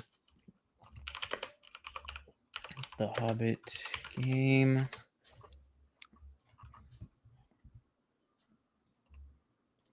Here's a good picture. Open image. Here we go. Where exactly is that from again? This is the Hobbit 2003 video game. Oh, Jesus. Which platform is that? I think it's on GameCube. Okay, yeah. PS2. It's just Kip. It literally is just Kip. Jesus. I mean, he has the cooler sword. See? Yeah, okay, that's hilarious. Oh man, yeah, that's cool. Yeah, people need to know that this is Hobbit. It's just poor Bilbo, but yeah. Okay, issue 2. So Kip, as usual, is a very subtle individual. So when they reach the mining camp, they reach the mining camp to like search for survivors. The first thing he does is just yell, "Hello, is anyone here?" Because if you know that there's a bunch of random accidents where people just die, I guess. The first thing you should do is yell at the place where they died. Oh, I guess they don't know that yet. That's something the others will figure out, but we'll get there. Yeah, so he just yells. Yeah, once again, we are clearly respecting what was set up for Kip in Darksaber. His arc of effectively wiping out an entire species and never feeling guilt for it is very obvious here. Like, you can clearly see the effects of that just flowing further. Yeah, they lay down to sleep at the place where the attack happened, which of course is very smart. Kip can't sleep because he has voices in his head once again. He yells to nobody in particular that he's a Jedi Knight, and he goes to investigate alone while Dorsk 82. Yeah, I think is it here? Yeah. It's here's I am a Jedi Knight. He yells to just nobody, and then he goes out to investigate on his own while the non-trade and I think non-armed Dorsk 82 remains alone and asleep.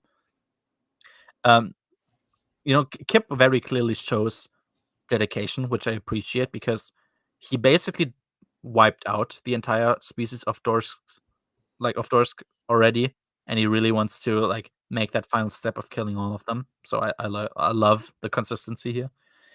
We're back on Yavin 4.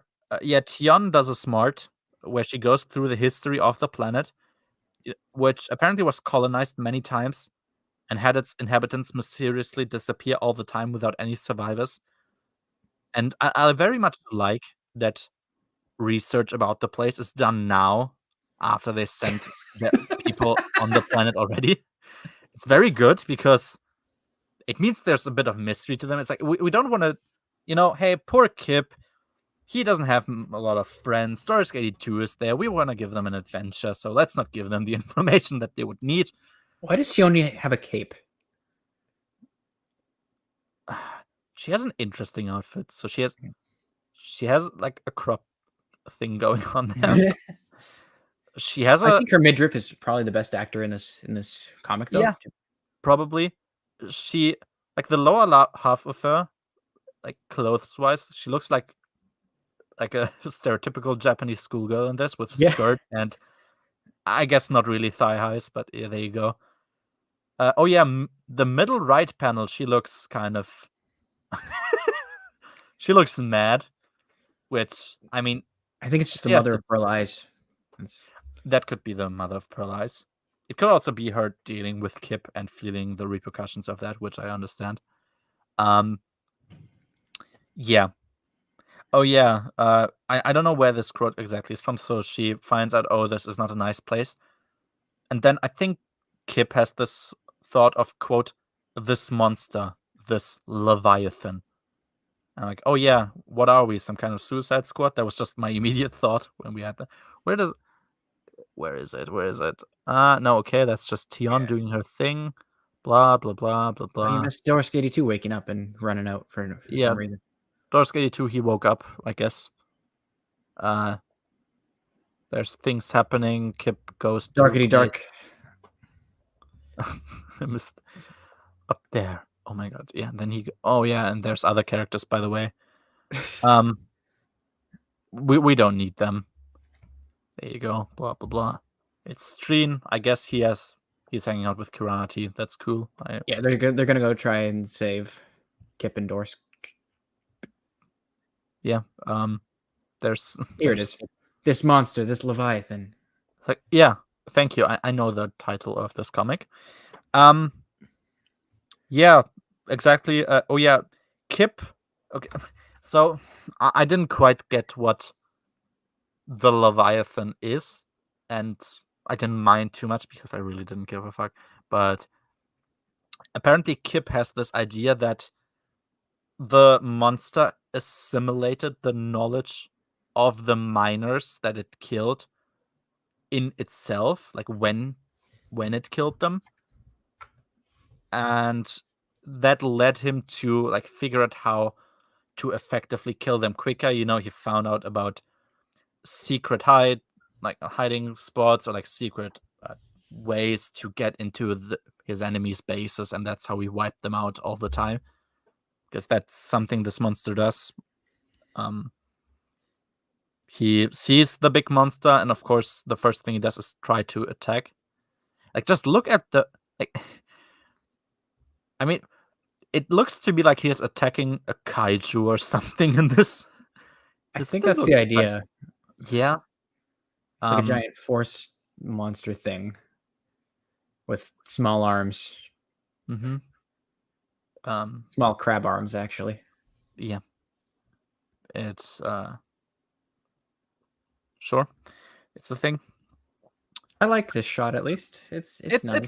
It looks epic. I was almost about to say it makes no sense for Kip to attack, but I guess it actually does, because it's a dumb decision. Or maybe it's a bit too quick, but oh well. So yeah, that's all I had for issue 2. That's the end of issue 2, so. Oh yeah, there you go. We've even reached the end. Issue 3. Oh yeah, I did another funny where I said Kiranati skipped Glutes Day. I'm not sure if that's too fair, but yeah, we see Kip attacking. He attacks. Oh yeah, there's he attacks. There's really nothing more to say. They land. Yeah, it's the others, which they arguably should have done in the first place. Yeah, I did a funny saying Kirana's ass is flat, but hey, she's a nice part of this, I guess. So maybe I shouldn't be too hard on her. Yeah, Kip thinks. Okay, yeah, exactly. So Kip is attacking the Leviathan, and he sees that apparently there's a bunch of trapped ghost-like spirits within it, like within those weird, yeah, exactly, those blue bubbles there. He thinks the best, right here. Yeah, exactly that. He thinks the best thing to do, of course, is to immediately ram his lightsaber into it and releasing those spirits, because what could possibly go wrong? Hey, you look nice. Let's release you. There you go. Look at his face. He looks like, oh, maybe that wasn't the smart. Yeah. Like I think for a little moment, this character became self-aware. It's like, oh fuck, I actually did that. Yeah, that happened. He releases them. Apparently, it's actually the souls of the damned or something. And there's another. So there was multiple Leviathans, and another one attacks him afterwards. And in the same way that Streen, can kind of control the wind and the weather in a way, he can control the storm, which gives him the ability to let a lightning crash down onto the enemy. So yeah, okay, we see here he loses his lightsaber. I remember that TCW episode, haha. And there you go. And now, there's another one, I guess. Or it's the same. I don't know. I think the idea was it's another one. So he's there. It looks like the end of him. Oh no! That Don't would get be eaten. Please don't kill Kip. That would be so sad. Yeah, it's those characters. They are doing a thing. I want to believe this is a light flashlight. I think so. But then again, Streen has these goggles on, which look like, look like those tactical visors where you can actually see through the night. So maybe it would make more sense. Night vision, yeah. Yeah, but oh well. Probably for the others, I assume. Yeah, I guess. Yeah, Darsk 82, he's a character. Or in the broadest sense. They are doing a thing. Karana T is muscle mommy, and she proves it. There you go. You have your $1 million shot here. There's the fight. Very exciting. And there you go. Here, Kip Doran. Okay, he's there. Now he attacks. Yeah, and he has no lightsaber. So what can he do? Well, there's a storm going on. So the thing he does is, in the same way that Streen controls the wind, he controls the lightning, because he's a Sith, obviously. And he shoots a lightning from the skies into the monster. Because I don't know if you've thought about this, Pico, but if a lightning comes from your fingertips, yes, that's an evil. Like that's an evil. Yes. But if it comes from the sky and you shoot it from the sky into a monster, that's not. Yeah, exactly. Yoda did it in The Last Jedi. Yeah. And he did it as a Force ghost too. Exactly, yeah. And that makes it okay. I mean, there you go. That's I mean, I guess that makes for a nice shot. I can't complain about that. But looks cool. The lightning. And yeah, the thing is like pretty dead, I guess. The others finally help him now. Like at some point they reach him. Like blah blah. Yeah, oh no. There you go, character. Yeah, let's release more spirits. That's a good idea. Boom, boom. Maybe now it'll be quiet. Oh yeah, because he's been hearing all the voices. Yeah. And oh yeah, there you go. They reunite, and their Scourge 82 is a very meaningful character. Yeah, Kip sets all those other spirits free. They are trapped within the body of the Leviathan. Yeah, and that's it. Yep. But you're probably wondering, but there's a fourth issue, right? There is a fourth issue. The only thing I wrote down is they battle another Leviathan, because of course there's always a bigger fish. The souls of the damned are saved. The end. Yeah, because we need a fourth issue. Yeah, there's an even bigger chungus, because there's always a bigger fish. I have watched the movies. Wait. Oh yeah, Streen does a lightning as well, I guess. Wait. Didn't even notice that he's. Well, what is that? He doesn't even use them. It's like, what exactly is he doing? Wait, why is he using light? He doesn't do anything. He just has them there, like he flexes, but he doesn't use them, I guess. Maybe like the last moment he's like, oh no, that's an evil. Maybe I shouldn't do that. That's the dark side. It's the dark side. Kip throws a spear. He thought he's cool like Eomer. He is not. it bounces off. He tried to pop one of the things. Yep. I guess. I mean, it's not like it doesn't do it any damage. So, like, what use is then like piercing that thing with your spear, letting it rest there, and now you have no weapon anymore? Well, okay, whatever. Yeah, they pull. They jump up. They have lightsabers. I think they get pulled by Or they the get thing oh, because it's oh too yeah, strong. obviously makes sense. Yeah, there you go. It And then they just I know. slash lightsaber. Yeah, I know that lightsaber colors didn't actually mean anything. And red isn't the evil color. It shouldn't be, at least. But still, having Kip have a red lightsaber feels kind of prophetic. At least it does to me. Grab the ropes. Hey, there's things. Oh, lightning. The sun looks. I think that's actually Yavin. Yeah, exactly. But it's like the gas giant, right? The red thing, or I don't know. Yeah, I think that Yavin the gas giant. I'm Mm, pretty sure. looks like strawberry cake for me. Like, yeah, whatever. I don't care. It's Luke. He's Luke, doing nothing but standing there and thinking. He's thinking really hard. R2 is there. He has no other purpose than being Luke's companion, obviously. Yeah, there's things. There's Tion. I wish I could help them fight. He literally could, but it's Luke, so Yeah, it's right there, but yeah. There's now that I see, there's this alien, but like she's showing her butt. Here. Like, yeah. If that gets your gears going, there you go. But my place is here with the other. Like, the thing is, he's not even teaching. It doesn't look like he's doing anything. He's just at a bar. He's there. He's like standing in the corner, being like the "they don't know" meme. You know that with the guy in the corner of the party. Oh, Remember, this is right after Darksaber. Oh yeah. So where he also just left and. Yeah, things have happened. Yeah. Oh, evil monster. Oh, lands in lava, I think.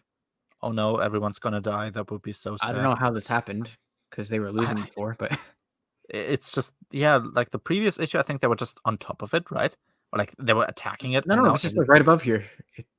Oh yeah, we just cut away to Yavin 4 to see Luke, and then everything's falling apart, literally.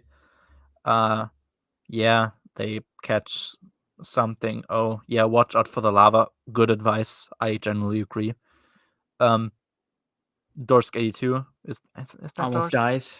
Yeah, he needs a little help. Yeah, Streen, he's doing things. Karana, she's looking fine, I guess. If only they had like telekinesis or something. And... No, that's. I mean, that would be unfair. Yeah, we have Kip. He still has voices in his head, probably because he's a lunatic.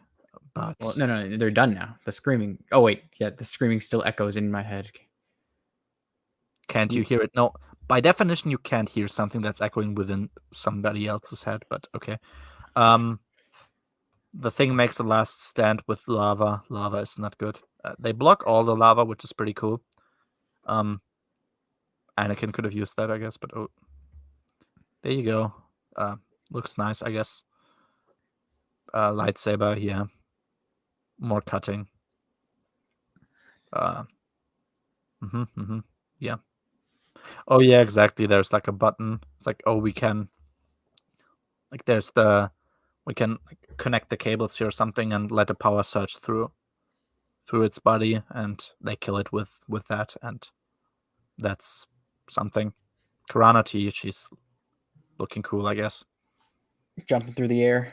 Yep, she's like Star Wars Lara Croft, I guess, suppose. Oh, Kip's got yellow eyes because he's still dark. Because he's obviously evil. Makes sense. Yeah. Oh yeah, Souls of the Damned, sure. Yeah, he. Wait, I forgot what they actually do here. So he's like just. Oh, yeah, I think they electrocute the thing with the machine. Yeah. I guess he's like the bait or something to bait it in there. Yeah.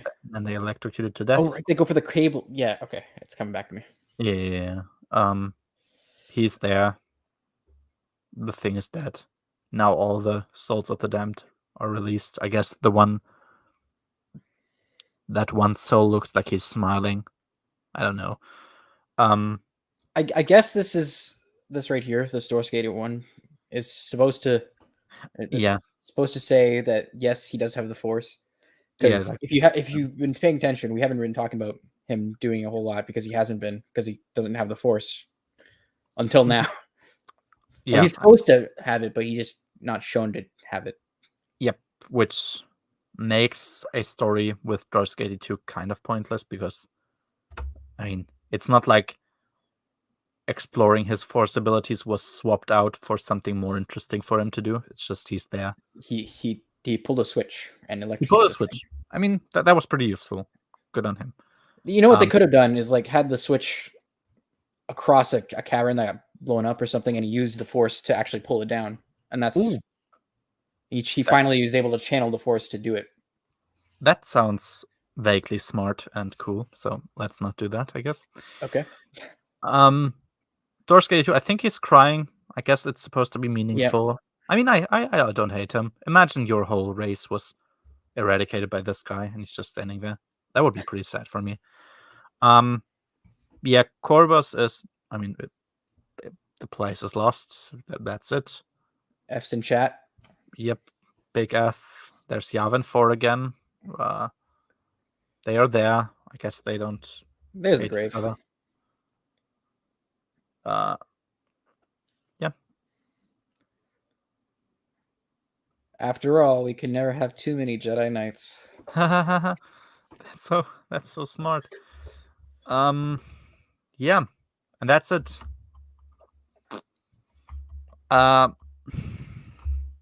Yeah. Out of 10. I was thinking like 5.5. I think it's all right. Yeah. It tells a story. Kip isn't awful, which is nice. Yeah, he's Nice not upgrade. genocidal. That's cool. Yeah, like everyone is basically just there, kind of. It's not horrible in the sense that it's like ruining some character other than arguably Luke, I guess, because he's not doing anything, but It's Bantam Luke. They gotta stick to the. exactly. You can't just start retconning him. Yeah, there's really nothing to say about the story. It's a story. It exists. It has a beginning, a middle, and an end part. I feel like there's a lot of potential you can do with an ongoing comic of the Jedi Academy. Yes, And they just. There's really, really a lot you could do with that. It could even become your longest running comic book series because Yep. I mean, it's kind of like, even if you forget all the other eras that ever existed, like Luke, Han, Leia, that was like the initial point, and so Luke's Jedi Academy, that should be like your flagship comic book series, just from the way that this story like was started. I don't mind if it isn't, but it kind of should be. So yeah, this not being a bigger thing and obviously not a better thing is disappointing and kind of baffling because I seriously wonder, like, did nobody think this would make money or like would work? I feel like I don't know. because like if you think about other comics, I mean, you could just have an ongoing comic coming from this point of time all the way to the end of the Yuzong War. Yep. Like, yeah, I don't know because there's a lot of comics where like, okay, you understand, like KOTOR, yeah, okay, makes sense that this would exist. Republic, sure, yeah. Even Darth Vader, like a simple, stupid comic, how Darth Vader kills some Jedi. You understand why they think they would have to do that. But like this is like the most obvious thing to do, and they didn't. And you can characterize the Paraxium because they're in desperate need of it. Yep, because the Praxium really isn't anything for the most part, like until other people have started making it into something. But yeah, that was Leviathan. Like, I guess it's pretty surprising for a Kevin story because other than making fun of it, we haven't actually constantly shed on everything that happened in here. No, the art's nice. Yeah, art for the most part, except for sometimes. Tion. Yeah, Tion, Leia, she looks kind of weird at times, but yeah, there was some pretty cool like shots here, like panels. So I'm all for it. Cool. Yeah, that's really all there is to say for Leviathan and in general, because Leviathan was the last thing we were going to talk about. So yeah, I think that's really it. Unless you have something final to say, then we're basically done here for today. No, I think we're good. We're good, yeah. So yeah, that's it. If you've listened for so long, then thanks a lot. The next stream we will have, or we will very, very likely have, that should work, on the 30th of December, 4 p.m. Central European, same time as usual. We will have the final stream of the year, which is going to be about the first 3 Junior Jedi Knights books. That's as much as I'm going to be able to do. And then we'll have another break for me to take care of some other stuff and return in full glory. So, Woo! yeah, we're getting closer to NJO. It's going to be epic. It's going to be great. So, yeah, exactly. So December 30th, same time as usual, we'll have the last stream. It will be first 3 Junior Jedi Knights books, and then afterwards we'll go further. So, as I said, thanks for listening, and have a nice day, everyone. Goodbye.